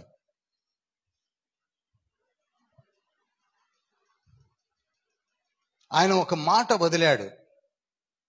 అదేమిటో తెలుసా? పెద్ద మెసేజ్ ఇచ్చి అపోస్తుల కార్యములు 2వ అధ్యాయము 38వ వచనంలో ఒక చక్కటి మాట అన్నాడు. అది చదవండి. మీరు మారు మనసు పొంది పాప క్షమాపణ నిమిత్తము ప్రతి వాడు యేసుక్రీస్తు నామమున బాప్తిస్మం పొందుడి, అప్పుడు మీరు పరిశుద్ధాత్మ అనువరము పొందుదురు. చాలండి.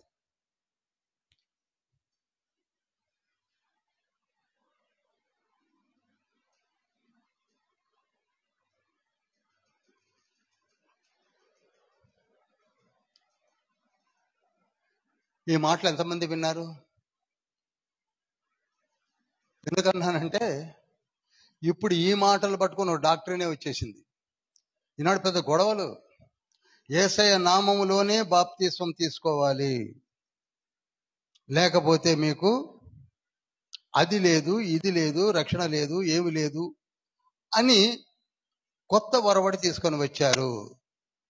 తండ్రి అవసరం లేదు, తండ్రి నామం అక్కర్లేదు, కుమారుని నామం అక్కర్లేదు, పరిశుద్ధాత్మ నామం అక్కర్లేదు అని కొందరు 1, కొందరు 1+2, కొందరు 1+2+1 ఇలా రకరకాలుగా చెప్పుకుంటూ వచ్చారు. ఇది ఒకానొక దశలో నేను కూడా విని దీని విషయమై చాలాసేపు ధ్యానించాను. మీరు విన్నారో లేదో, యేసయ్య నామములోనే బాప్తిసం తీసుకుంటే నువ్వు పరలోక రాజ్యంలోనికి వెళతావు, లేకపోతే వెళ్ళరు. ఇది రూలింగ్ ఇచ్చేశారు. ఎందుకని? 2:38లో ఆ మాట పేతురు గారు అన్నారు కనుక. అంతకుముందు అదే పేతురు అసలు కేరే చేయలేదు. మనకి నచ్చితే అన్ని పట్టుకుంటామండి, నచ్చాలి. ముమ్మారు అబద్ధం ఆడాడే,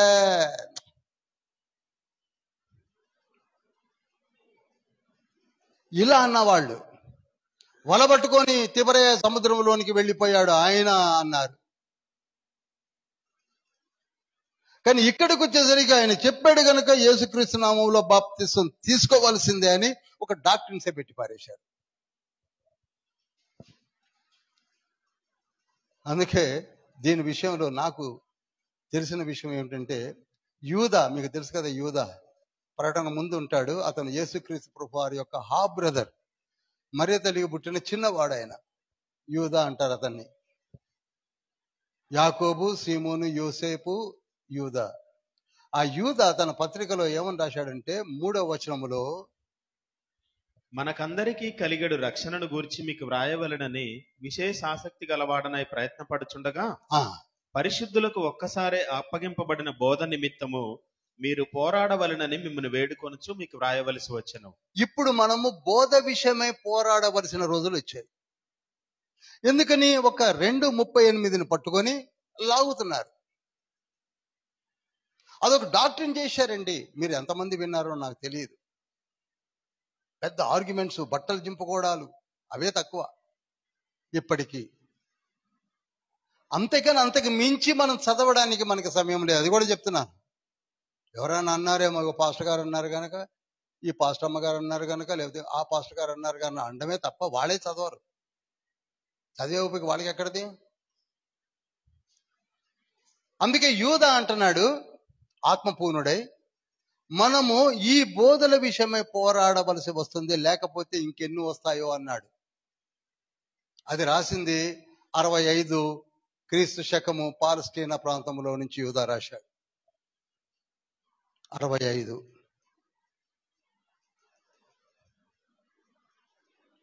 అదే యాకోబు అన్న మరియ తల్లి పెద్ద కుమారుడు, యేసయ్య తర్వాత కుమారుడు యాకోబు. యాకోబు పత్రిక 1వ అధ్యాయం 22వ వచనంలో ఏమంటున్నాడు? మీరు వినువారు మాత్రమై ఉండి మిమ్మును మీరు మోసపుచ్చుకొనకుండా వాక్య ప్రకారం ప్రవర్తించువారునై ఉండుడి. చూడండి, ఎవరు చెప్తే అది వింటా కూర్చోకండి. వాక్యాన్ని చదవండర్రా.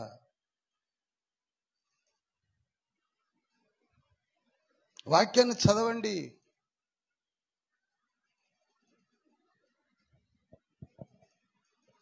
ఇక అంతదాకా ఎందుకు? అసలు పెద్దన్న యేసుక్రీస్తు ప్రభువారు మార్కు సువార్త 4:24 ఏమన్నారు? మీరేమి వినుచున్నారో జాగ్రత్త అన్నాడు. ఏమన్నాడండి? మీరేమి వినుచున్నారో జాగ్రత్తగా చూచుకొనుడి. చాలండి. ముగ్గురు కూడా ఇహలోక పరంగా సోదరులై ఉండి ఏమి వింటున్నాము, ఎలాగ వింటున్నాము, ఎలాగ వింటున్నామని కూడా లూకా సువార్త 8:18 అంటాడు తండ్రి, యేసు తండ్రి. ఏమి వింటున్నారు, ఎలాగ వింటున్నారు? కేవలం వింటా కూర్చుంటున్నారా? వాళ్ళు చెప్పింది, వీళ్ళు చెప్పింది, ఇంకోరు చెప్పింది వింటా కూర్చొని వాళ్ళు అలా అన్నారు బ్రదర్, వీళ్ళు ఇలా అన్నారు బ్రదర్. మరి నువ్వేం చదువుతున్నావు బ్రదర్? అలా చదువుతూ పోతే నువ్వు మోసపోతావు, నీ బోధ కరప్ట్ అయిపోతుంది.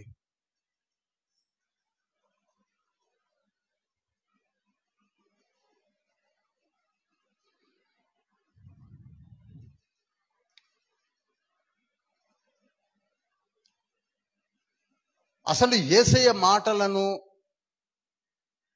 ఏమాత్రము పట్టించుకొని మతం ఒకటి వచ్చేసింది. ఆ మతమే యూదా మతం. సరిగ్గా 4000 సంవత్సరాల తర్వాత, ధర్మశాస్త్రము వచ్చిన తర్వాత యేసయ్య పుట్టాడే, ఆయన ఎవరో తెలుసుకోక, ఆయన గురించి పట్టించుకోకుండా, ఆయన గురించి ఏమాత్రము కూడా తెలుసుకోలేని జీవితాలు కలిగిన వారే జీవిస్తున్నారు. ఎవరు? అలనాటి ఇజ్రాయేలీలు, యూదా జనాంగము. యేసయ్యను గురించి పట్టించుకుంది ఆ రోజులలోనే ఆ యూదా మతమే పట్టించుకోలేదు. అది అలా పోతే ఈ రోజులలో కూడా యేసయ్యను గురించి పట్టించుకొని సరిగా పట్టించుకోనటువంటి వారు తయారయ్యారు. అది ప్రాబ్లం. మీకు మత్తయి సువార్త 27వ అధ్యాయం 25వ వచనంలో ఏమనుందో చూడండి. అందుకు ప్రజలందరూ వాని రక్తము మా మీదను మా పిల్లల మీదను ఉండుగాకనిరి. చూశారా, సిలువ వేస్తున్నారు, ఆయన నిర్దోషి కదా అని అంటుంటే వీళ్ళందరూ కలిసి ఆయన రక్తము మా మీద రానియండి, మీకేంటి బాధ అని అన్నారే కానీ అసలు అర్హుడు కాదే అని ఒక్కళ్ళు కూడా ఆలోచించిన వారు లేరు. ఒక్కళ్ళు కూడా ఆలోచించని వారు లేరు. కనుక ఇంతకీ ఇజ్రాయేలీలు యూదులు ఎవరిని నమ్మలేదు చెప్పండి, చెప్పాలి. ఇది అర్థం కావాలి మీకు. ఎవరిని నమ్మలేదు? యేసయ్యను నమ్మలేదు. ఆయన ఎవరో వాళ్ళు పట్టించుకోలేదు. ఆయన ఎక్కడి నుంచి వచ్చాడో తెలియదు, ఆయన ఏం చేశాడో తెలియదు, ఎందుకు వచ్చాడో తెలియదు, ఎందుకు చనిపోయాడో తెలియదు, ఎందుకు పునరుద్ధానుడు అయ్యాడో తెలియదు, ఎందుకు వెళ్ళిపోయాడో తెలియదు. ఎప్పుడూ పట్టించుకోలేదు, వాళ్ళు పట్టించుకోలేదు. యూదులకు ఇజ్రాయేలుకు తెలిసిందల్లా తండ్రి అయిన దేవుడు యెహోవా ఉన్న సంగతి వాళ్ళకి తెలుసు. ఎవరు తెలుసండి? దేవుని గురించి తెలుసు, యెహోవా తండ్రి గురించి తెలుసు, యేసయ్య గురించి తెలియదు. నిర్గమకాండం 24వ అధ్యాయము 9వ వచనంలో ఉంటుంది. 74 వెళ్ళి ఆ తండ్రిని చూసి వచ్చారు. ఎంతమంది? 70 మంది. 74. 70 + 4 74. మంచిగా నోట్ చేసుకోండి. 4 ఎల్డర్స్ 70 కాంగ్రిగేషన్. 74 వెళ్ళి చూసి వచ్చారు కనుక వాళ్ళకి తెలుసు. తండ్రిని చూశారు కనుక వాళ్ళు సాక్ష్యం ఇచ్చారు. ఎస్, మేము తండ్రిని చూశాము, యెహోవా తండ్రిని చూశాము. మోషే అంతకు ముందు నుంచే చెప్తున్నాడు, నేను పొదలో ఆ వాక్యాలు విన్నాను, మాటలు విన్నాను కనుక మోషే మాటలకు కన్ఫర్మేషన్ వాళ్ళు కళ్ళారా చూశారు కనుక నమ్మారు. యూదులందరూ నమ్మారు కనుకనే ఆ గుడారంను నమ్మారు, గుడారపు సేవను నమ్మారు, గుడారంలోనికి వచ్చారు, అన్ని చేశారు. ఎవరిని నమ్మారు? ఇప్పుడు చెప్పాలి, ఎవరు నమ్మారు? యెహోవాను నమ్మారు, పరిశుద్ధాత్మను కూడా నమ్మారు. 2వ దినవృత్తాంతముల గ్రంథము 5వ అధ్యాయము 13, 14 నోట్ చేయండి. ఇవి రెండు తెలవకపోతే మీకు అర్థం కాదు. 2 క్రానికల్ చాప్టర్ 5 వర్స్ 13, 14. వారితో కూడా బూరలు ఊదు యాజకులు 120 మంది నిలిచిరి. బూరలు ఊదువారును పాఠకులను ఏకస్వరంతో యెహోవాకు కృతజ్ఞతాస్తుతులు చెల్లించుచు గానము చేయగా యాజకులు పరిశుద్ధ స్థలములో నుండి బయలువెళ్లి ఆ బూరలతోనూ తాళములతోనూ వాయిద్యములతోనూ కలిసి స్వరమెత్తి యెహోవా దయాళుడు, ఆయన కృప నిరంతరముండునని స్తోత్రము చేసిరి. అప్పుడు ఒక మేఘము యెహోవా మందిరము నిండా నిండెను. యెహోవా తేజస్సుతో దేవుని మందిరము నిండుకొనగా సేవ చేయుటకు యాజకులు ఆ మేఘమున్న చోట నిలవలేకపోయిరి. అది పరిశుద్ధాత్మ తండ్రి దిగి వచ్చుట వీళ్ళందరూ చూశారు. అక్కడే కాదు, నిర్గమకాండం 40వ అధ్యాయం 34వ వచనంలో కూడా తండ్రి దిగి వచ్చి మాట్లాడడం చూశారు. ఇక ఇలా చెప్తూ పోతే పరిశుద్ధాత్మ దిగి వచ్చి మాట్లాడడం అనేక మార్లు వాళ్ళు చూశారు, అనుభవించారు. కనుక వీరికి ఎవరెవరు తెలుసు చెప్పారేమండి?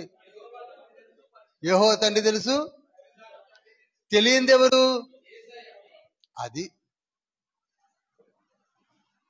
అది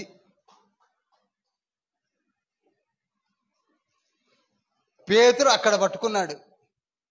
నేను మీలాగానే తండ్రి అయిన దేవుడు నాకు తెలుసు, ఆత్మ తండ్రి ఉన్నాడన్న సంగతి నేను కూడా తెలుసుకున్నాను, కానీ ఇంతకీ మీకు తెలియంది ఎవరు? యేసయ్య. అబ్రహాము, ఇస్సాకు, యాకోబుల దేవుడు అని చెప్పుకుంటూ ఒక 70 మంది ఈజిప్టునకు వచ్చి 40 లక్షల కాలిబలంగా జనాభాగా ఎదిగి పాలు తేనెలు ప్రవహించు స్థలానికి నడిపించబడి యెహోవా తండ్రి చేసిన కార్యములను, పరిశుద్ధాత్ముడు నడిపించిన కార్యములను మీరు కన్నులారా చూశారు కనుక వారిద్దరూ తెలుసు. అయితే యేసుక్రీస్తు ప్రభువుని గురించినటువంటి వివరణ పాత నిబంధన పుస్తకములలో మైన్యూట్ గా ఉండడం వల్ల వీళ్ళు గ్రహించలేకపోయారు. అందుకే వీరికి ఎవరు తెలియదు? యేసయ్య తెలియదు. ఇప్పుడు ఈ విషయాలు చెప్పాలని లేచాడు. చూడండి, 2వ అధ్యాయము 14వ వచనానికి వస్తున్నాను. ఇప్పుడు నేను చదవనక్కర్లేదు, తీసి పెట్టుకోండి.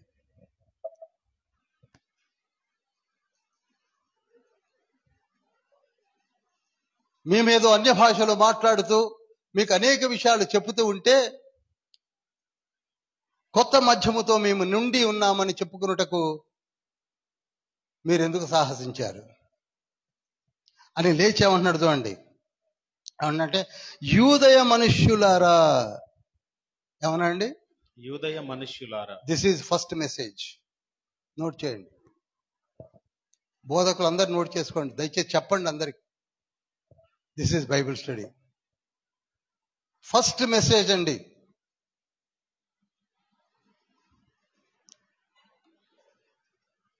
వేల మందిని వింటున్న స్థితిలో నిలబడ్డాడు. ఫస్ట్ థౌజండ్స్ ఆఫ్ పీపుల్ ముందు నిలబడ్డాడు పేతురు. ఫస్ట్ టైం ఆత్మపూర్ణుడై, ఓ యూదయ మనుష్యులారా వినండి.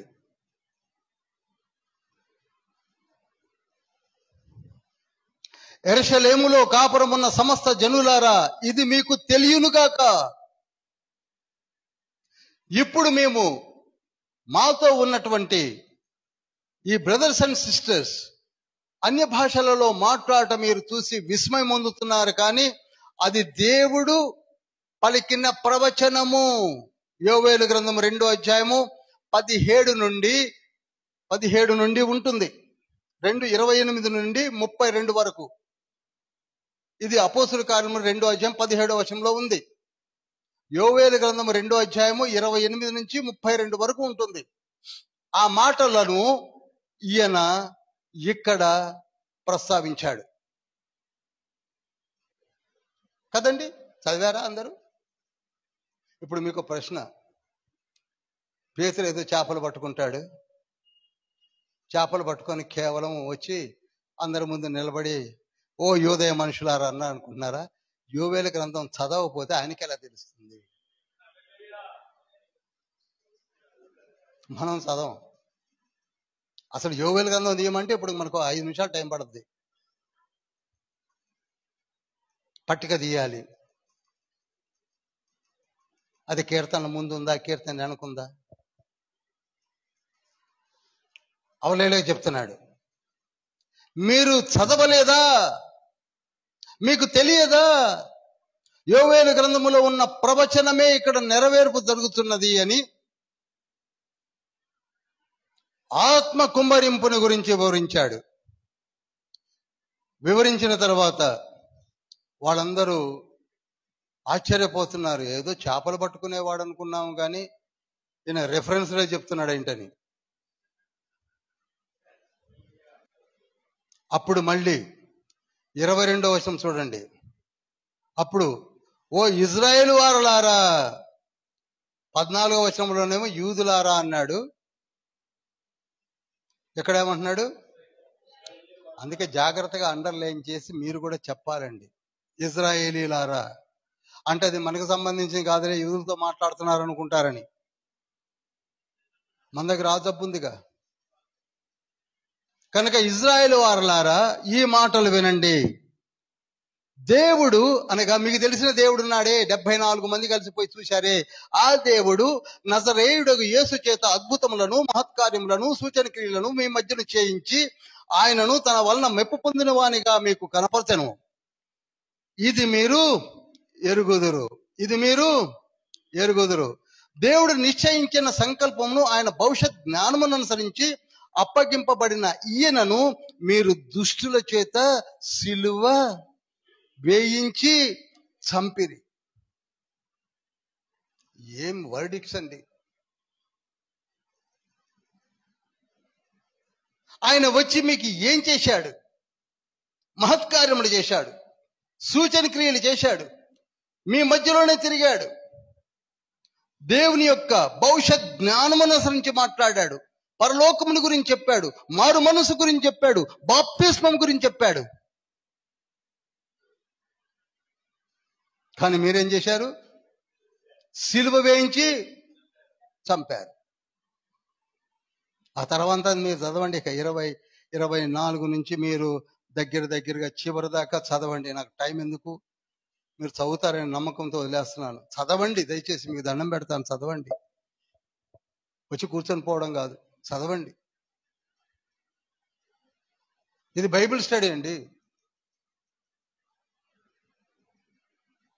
దావీదు ఏ విధంగా ప్రాఫెసీ చేసి చెప్పాడు, ఏ విధంగా జరిగింది. సమాధి ఆయన్ను బంధించి ఉంచుట అసాధ్యము గనక ఆయనను లేవనెత్తడం కూడా చెప్పి, ఆయన చివరికి ఏమంటాడు చూడండి, 35వ వచనము, 34 చదువుతా. దావీదు పరలోకమునకు ఎక్కిపోలేదు, అయితే అతడు ఇట్లా అన్నాడు. దావీదు ప్రవచనం చూడండి. నేను నీ శత్రువులను నీ పాదముల కింద పాదపీఠముగా ఉంచు వరకు నీవు నా కుడి పార్శ్వమున కూర్చుండమని ప్రభువు నా ప్రభువుతో చెప్పెను. ఈ మాటలు ఎక్కడున్నాయండి? 110వ కీర్తన 1, 2. అంటే పేతురు గారు అది కూడా చదివాడా? ఊరిని అంటున్నాడా? చదివాడా? మనం అసలు కీర్తనలు ఎప్పుడో వదిలేసాం. 110వ కీర్తన ఏమనుకుంటున్నారండి?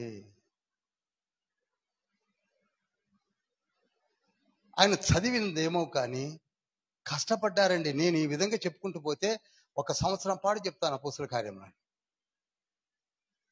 పేతురు ఎలా రిఫర్ చేస్తున్నాడు? 2:28 చూడండి. 2:28లో 27 చదువుతా. నీవు నా ఆత్మను పాతాళములో విడిచిపెట్టవు, నీ పరిశుద్ధిని కుళ్ళపట్టనీయవు, నాకు జీవ మార్గములు తెలిపితివి అని స్టేట్మెంట్ ఇచ్చింది ఎవరు? దావీదు. ఇది ఎక్కడున్నది? కీర్తనలు 16వ అధ్యాయము 11వ వచనంలో ఉంది. అంటే ఇప్పుడు పేతురు ఏం చదివాడు? కీర్తనలు 16 కూడా చదివాడండి, కీర్తనలు 110 చదివాడండి, యోవేలు గ్రంథము 2వ అధ్యాయము 28 నుంచి 32 వరకు చదివాడండి.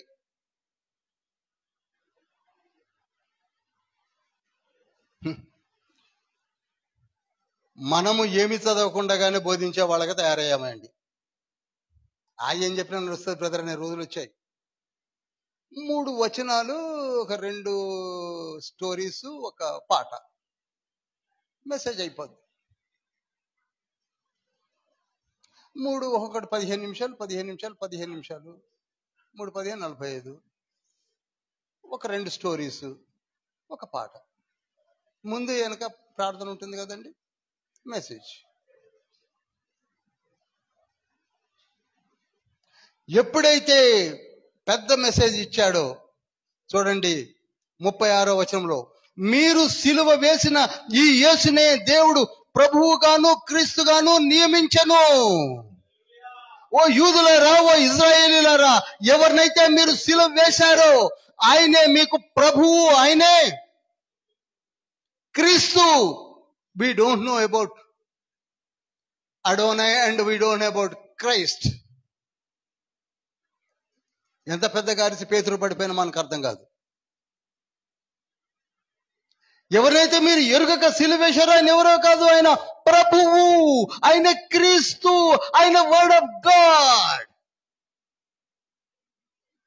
ఇదంతయు ఇజ్రాయేల్ వారు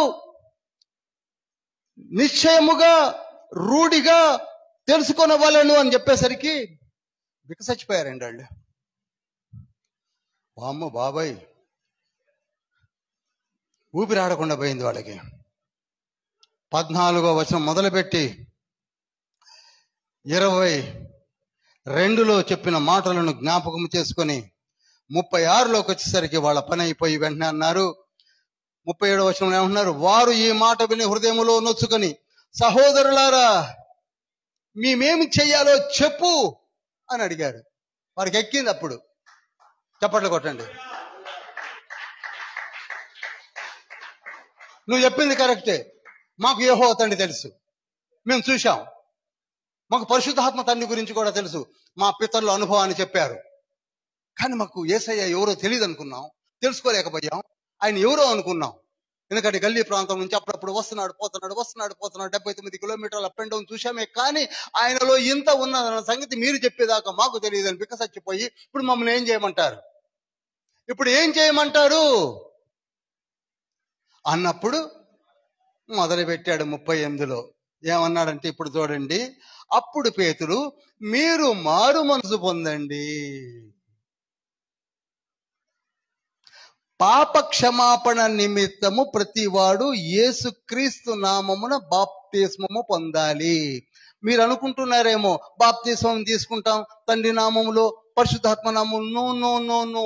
ఆయన మన కొరకే వచ్చి మన పాపముల నిమిత్తమై సిలువలో వ్రేలాడి చనిపోయి మన పాపములన్నిటినీ ఆయన భరించి చనిపోయి రక్తాన్ని చిందించాడు కనుక ఈ ఇద్దరితో పాటు ఇతన్ని కూడా చెప్పలేమండి, యాక్సెప్ట్ చేయండి.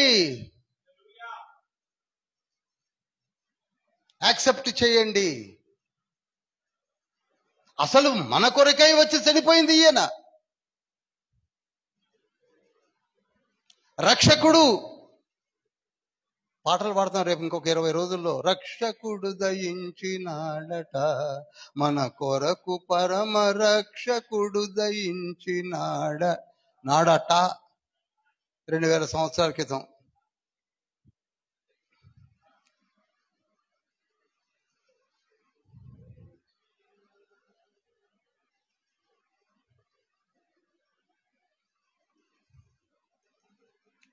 ఆ మాటలు అప్పుడు అన్నాడు. అన్నాక వెంటనే ఇంకొక మాట, చక్కటి మాట, నాకు ఇష్టమైన మాట ఉంది ఇక్కడ. ఏంటంటే 40 వచనమే చూడండి. ఇంకను అనేక విధములైన మాటలతో సాక్ష్యమిచ్చి, ఇంతేకాదు ఈ మాటలే కాదు ఇంకా చాలా విషయాలు చెప్పాడు ఆయన. అవి రాయడానికి అపోస్తల కార్యములు అయిపోద్ది, మొత్తం బైబిల్ అని రాయలే.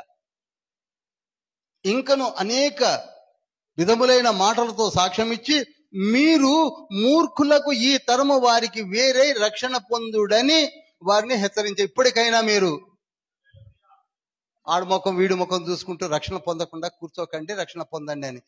మేము కూడా నేను ఎక్కడ పడితే అక్కడ చెప్తున్నప్పుడు మారు మనసు పొందండి, బాప్తిసం తీసుకోండి అని చెప్తూనే ఉన్నాను. దాన్ని పట్టించుకోకుండా చక్కగా తప్పించుకొని ఎల్ఐసి ఏజెంట్లను చూసినట్టుగా పోతుంది. ఎవరంటే మనం. ఎక్కడ పాలసీ తీసుకోమంటాడో,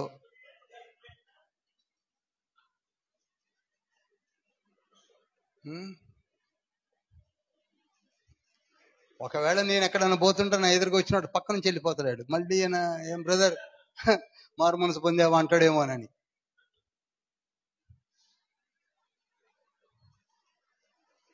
నాకు తెలియదు ఎల్ఐసి ఏజెంట్ ఒక్క పాలసీ చేస్తే అతనికి ఏమైనా చిన్న కమిషన్ వస్తుందేమో కానీ మనకు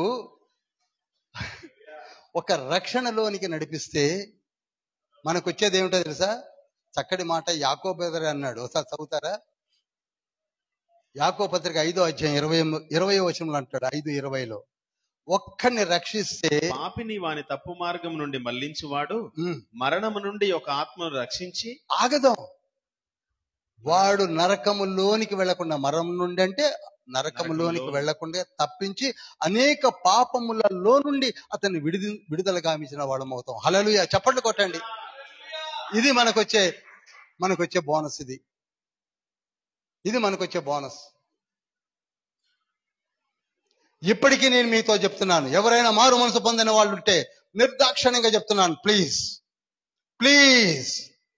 ఇక్కడ ఏమీ లేదు, కొంతకాలమే ఉంటాం, తర్వాత కనపడము. Our max time period is 120, but నౌ-a-days 90 దాకా కూడా వెళ్ళాం. 80కే ఫట్.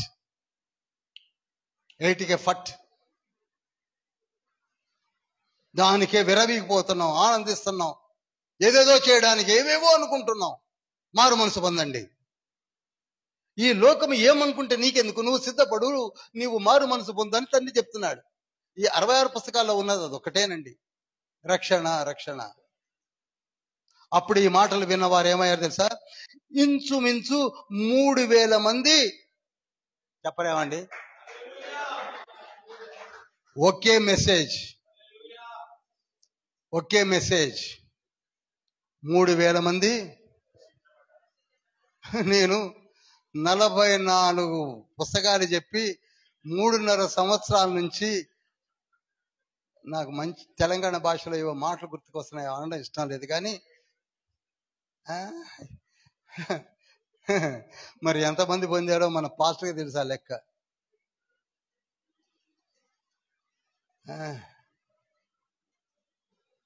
Such a wonderful persons we are, such a wonderful persons. నిజంగా ఆయన 14 నుంచి 40 వచనాలు చెప్పేసరికి 3,000 మంది రక్షణ పొందారు. 3.5 సంవత్సరాలైన సంవత్సరానికి ఎంతమందిని వేసుకొని మరి పాస్టర్ గారు లెక్క చెప్పాలి నాకు. వస్తున్నాం, వింటున్నాం, తింటున్నాం, పోతున్నాం. We are suffering lot. అన్ని తెలుసు మనకి. ఇందాక యోధేతో అన్నట్టుగా అన్ని తెలుసు. తనైన దేవుడు తెలుసు. పోతే ఏంటంటే ట్రినిటీ యొక్క అడ్జస్ట్మెంట్ అర్థంగా కొట్టుకుంటున్నాం కానీ తనైన దేవుడు తెలుసు, కుమారుడైన దేవుడు తెలుసు, ఆత్మ తండ్రి అయిన దేవుడు తెలుసు. అన్నీ తెలుసు. తెలియనట్టుగా ముఖం పెట్టుకొని నటిస్తున్నాం అంతే. అన్నీ తెలుసు, అందరికీ తెలుసు. అందరు ప్రొటెస్టెంట్స్కి తెలుసు. మర్చిపోయాను మీకు ఒక విషయం చెప్పాలి, చాలా ఇంపార్టెంట్ అయిన విషయం. Latest news, BBC news. అదేమిటో తెలుసా? పోప్ ఫ్రమ్ ఇటలీ ఏమని అనౌన్స్ చేశాడు తెలుసా? రక్షణ కేవలం క్రీస్తులో నుండే వస్తుంది తప్ప మరి ఎక్కడ నుండి రాదు. మీరు మరియమ్మకు పూజించడము వదిలిపెట్టండి. చెప్పండి, కొట్టరామండి.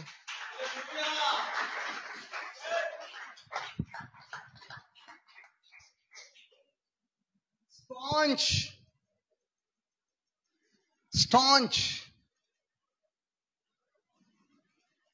క్యాథలిక్స్ అని పిలువబడ్డ వాళ్ళు ఈనాడు కనువిప్పు కలిగి నేత్రం వెలిగించబడి ఓన్లీ రక్షణ ఎవరి దగ్గర ఉందట? మరియమ్మ దగ్గర. పోప్ అనౌన్స్ చేశాడు. అందరూ ఆ సర్క్యులర్స్ పాస్ అయ్యేసరికి అందరూ దిగ్భ్రాంతి నొందుతున్నారట. ఇప్పుడు అది మనం ఎప్పటి నుంచో 1517 నుంచి పాపము.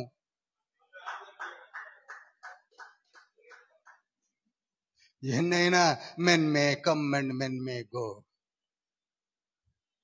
మరి ఎందుకో ఇంత కఠినమైపోతున్నారో నాకు అర్థం కాదండి. మనలో బ్యాచెస్ చాలా ఉన్నాయి. మరి ఎందుకో పాపం కష్టపడి పరిగెత్తుకొస్తారు. వందలు వేలే వస్తారు. ఇప్పుడు ఈ మధ్యకాలంలో హార్వెస్ట్ ఫెస్టివల్స్ అని జరుగుతుంది. వేలే స్టాల్స్. అబ్బా, టీవీలు, మిక్సర్స్, గ్రైండర్స్, ఫ్రిడ్జ్లు, లాటరీలండి డిస్ప్లే చేసి. సరే, ఆ తర్వాత ఆ ఇన్సిడెంట్ అయిపోయింది. ఎంతమంది మారుమనసు పొందారు?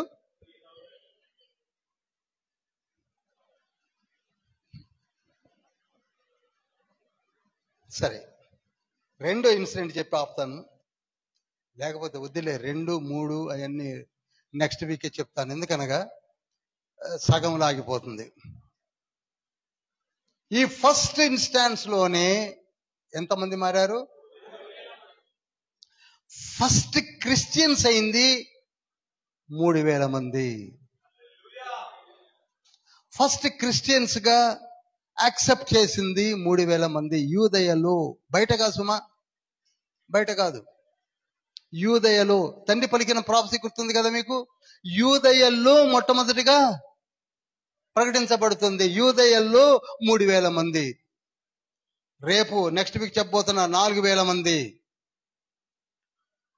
ఫస్ట్ యూదయలో ప్రకటించబడింది. ఆ తర్వాత యూదయ నుండి బయటికి పెడుతుంది.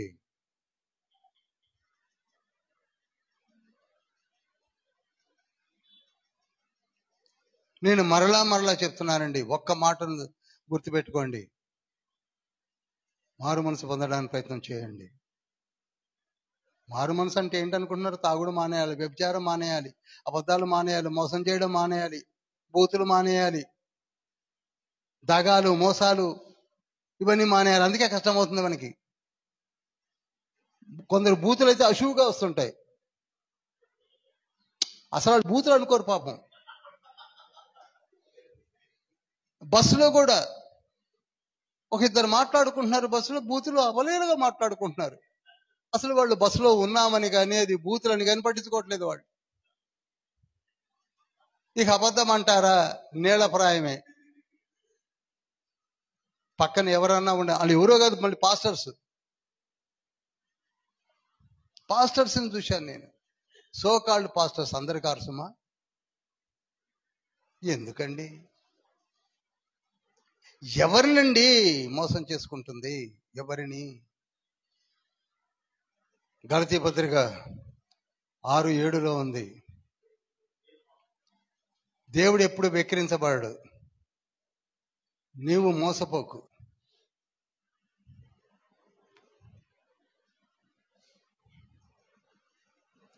ప్రియులారా, అపొస్తలుల కార్యములు అయిపోయే లోపు మరి ఎంతమంది పేర్లు ఇస్తారో పాస్టర్ గారికి నాకు తెలియదు. అసలు ఇస్తారో ఇవ్వరో కూడా నాకు తెలియదు. కానీ ఆలోచించండి, ఎవరు అత్తగారింట్లో అలిగిపోయి పుట్టింటికి పోయినట్టుగా చర్చి మీద అలిగి బయట కూర్చున్న వాళ్ళని చూశాను నేను. చర్చి మీద అలుగుతారండి ఎవరైనా? చర్చి అంటే అత్తగారిల్లా? చెప్పరు.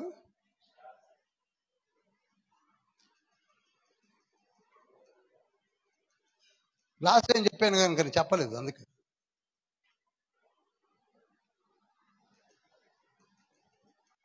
ఎంటర్టైన్మెంట్ కావాలి మాకు చర్చిలో. ఎవరు ఏం మాట్లాడడానికి వీలేదు. నువ్వు ఎన్ని అన్న అబద్ధాలు ఆడు, నువ్వు ఏమైనా చెయ్యి, బూతులు మాట్లాడు, వ్యభిచారం చేయ, అంతా పుట్టిదే అన్న, అక్కడ ఏముందన్నా, ఏం లేదన్నా అను, ఏం పర్వాలేదు, మేము వస్తాం, మాకు తోచింది ఏదో గుంజి అందులో వేస్తాం, వెళ్ళిపోతాం.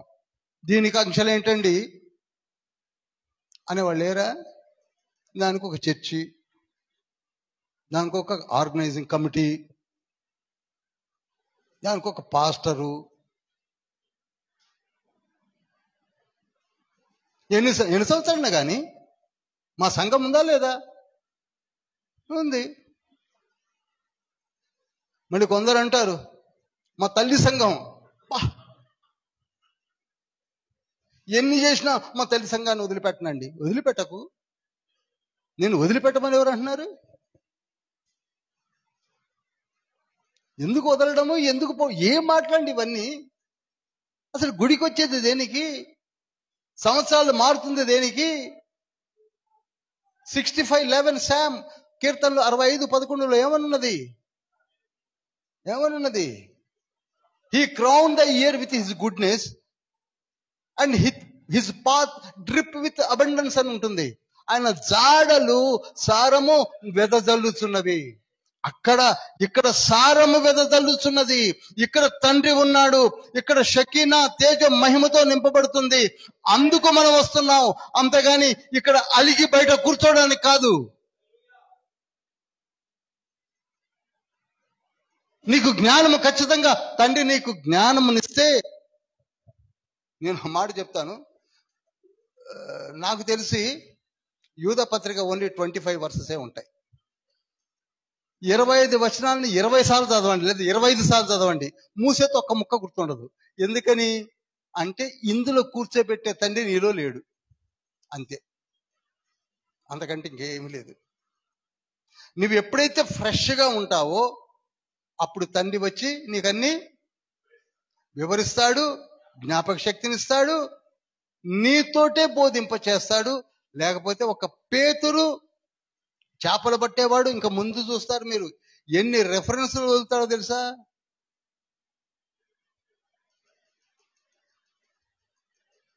ఎన్ని రెఫరెన్స్లు పాత నిబంధనలో ఉన్న కీర్తనలన్నిటినీ పట్టుకొచ్చి మన ముందు ఉంచి బోధించడం మొదలుపెట్టారు అపోస్తులు, ఆది అపోస్తులు. అసలు మనం ఆ స్టేజ్ దాసే నాకు తెలిసి మనం 2వ అధ్యాయము 14 నుంచి ఒక 38 తప్ప ఆ మధ్యలో ఎప్పుడైనా చదివామండి? చెప్పండి గుండె మీద చేసుకొని. నేను మొదట్లో చదవలేదు, నాకు సంబంధించింది కాదని.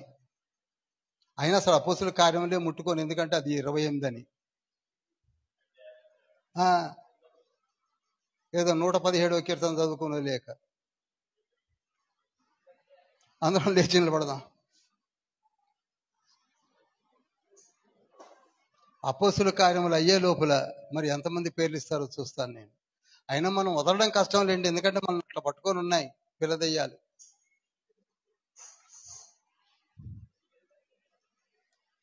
రెండు చేతులు పైకెత్తుదాం. ప్రభువు మరణించి తిరిగి లేచిన తర్వాత కూడా 40 దినములు మన మధ్యలోనికి వచ్చి, ఓ యూదయ మనుషులారా, ఇజ్రాయేలీయులారా, యెరూషలేము ప్రజలారా, మీరు ఒక మాట గమనించండి. మీ కొరకే పరలోక రాజ్యము పరమనందున్నది. అది శాశ్వత రాజ్యము. అది మీ కొరకే సిద్ధపరచబడి ఉన్నది. అందులోనికి మిమ్మల్ని తీసుకొని వెళ్ళాలని నేను మానవ రూపిగా ఈ భూమిపైకి వచ్చాను. దానిని మీరు గమనించలేకపోయారు, గ్రహించలేకపోయారు. అయినను పర్వాలేదు, ఇదిగో నేను మీ మధ్య 40 దినాలు కనబడుతున్నాను కదా, ఇప్పటికైనా నమ్మండి అని 40 days కనబడి పరిశుద్ధాత్మను మీ యొద్దకు పంపించబోతున్నాను అనగా త్రిత్వంలో 3వ వ్యక్తి మీ మీదకి రాబోతున్నాడు. అది మనకి అర్థం కాలేదు. ఆ వచ్చిన తండ్రి ఏం చేశాడు? 120 మంది మీదకు వ్రాలగా వారు అన్య భాషలు మాట్లాడటం చూసి అపహసించారు, హేళన చేశారు. అప్పుడు పేతురు లేచాడు. ఓ యూదయ మనుష్యులారా, ఓ ఇజ్రాయేలీయులారా, మీరు తండ్రి అయిన దేవుని ఎరిగి ఉన్నారు. అబ్రహాము, ఇస్సాకు, యాకోబుల దేవుడు పిల్లలమని చెప్పుకున్నారే తప్ప తండ్రి అయిన దేవుడు మీకు తెలుసు. పరిశుద్ధాత్మ కుమ్మరింపును మీరు గుడారము పైన చూసి చూసి చూసి చూసి మొన్నటి వరకు చూశారు. వారిద్దరూ తెలుసు. గాని మన మధ్యలోనికి దిగి వచ్చి ప్రవచనాత్మకంగా పలికిన 39 పుస్తకాల్లో ఉన్న ఆ స్కార్లెట్ థ్రెడ్ ని మర్చిపోయారు మీరు. మీకా గ్రంథం 5వ అధ్యాయం 2వ వచనాన్ని మర్చిపోయారు. ద్వితీయోపదేశకాండము 18వ అధ్యాయం 16వ వచనము 18వ వచనాన్ని మర్చిపోయారు మీరు. ఆదికాండం 49వ అధ్యాయం 9వ వచనాన్ని 11వ వచనాన్ని మర్చిపోయారు మీరు.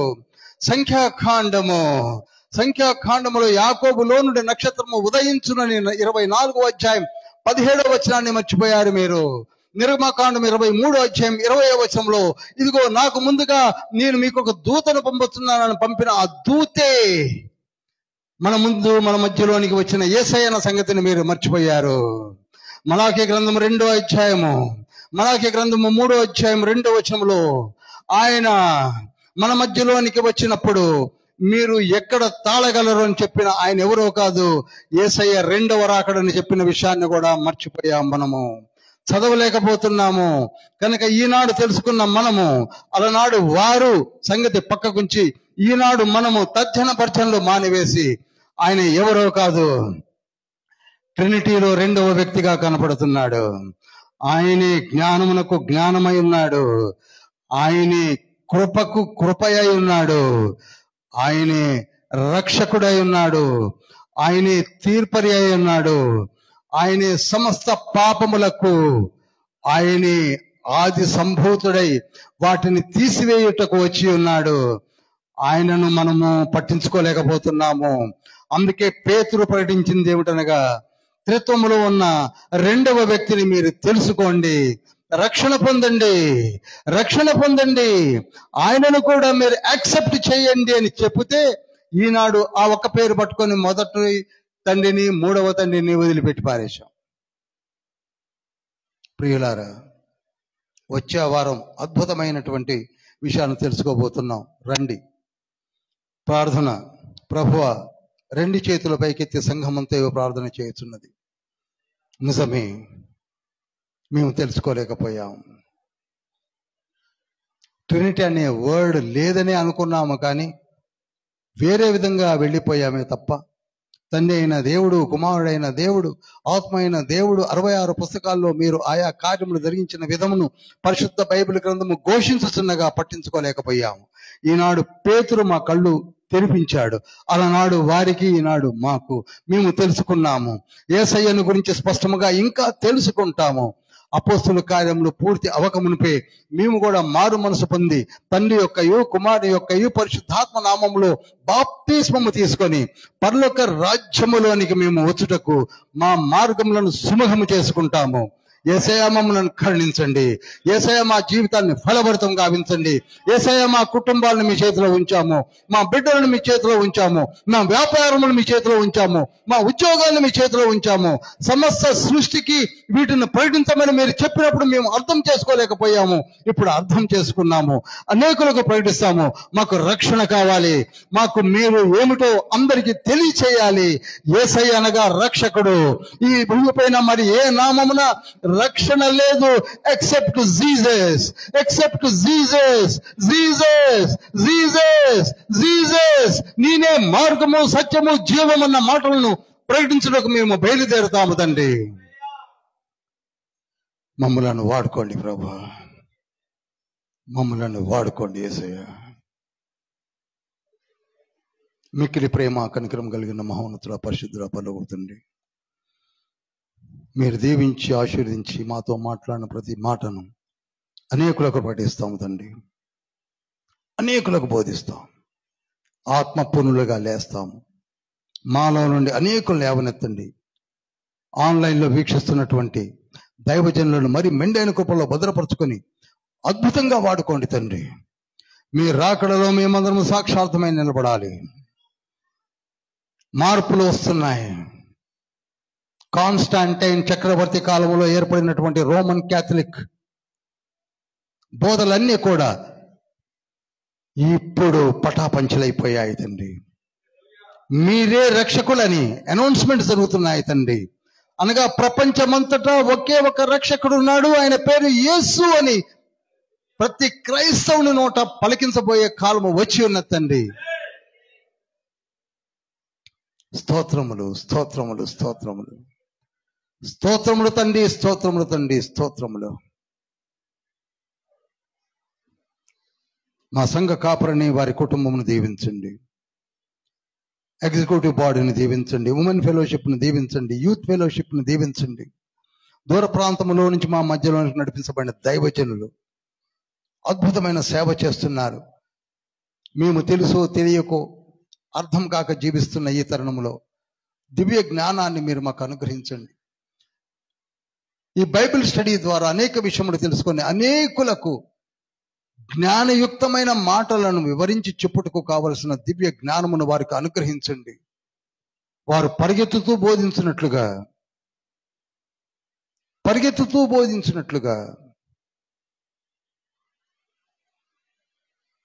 వారిని పరిగెత్తింప చేయండి ప్రభువా.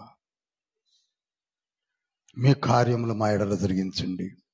మా కుటుంబములను దీవించండి. ఆన్లైన్లో వీక్షిస్తున్న ప్రతి ఒక్కరిని కూడా లేవనెత్తి వాడుకొనమని యేసయ్య పరిశుద్ధ నామములో అతి వినయంతో వేడుకుంటున్నాం పరమ తండ్రి. పరలోకమందున్న మా తండ్రి, నీ నామం పరిశుద్ధపరచబడును గాక.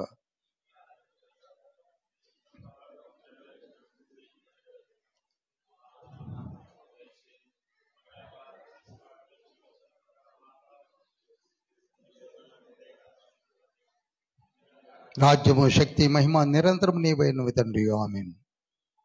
యేసుక్రీస్తు ప్రభు వారి యొక్క కృపయు, తండ్రి అయిన దేవుని ప్రేమయు, పరిశుద్ధాత్మ యొక్క సహవాసము నిరంతరము మనకును సార్వత్రిక సంఘమునకు తోడే నీడై ఉండును గాక. प्रवेश रक्त में जयम प्रवेश नाम में जयम प्रवेश रक्त के संपूर्ण विजयमु कलुगुनुगाक. हालेलुया.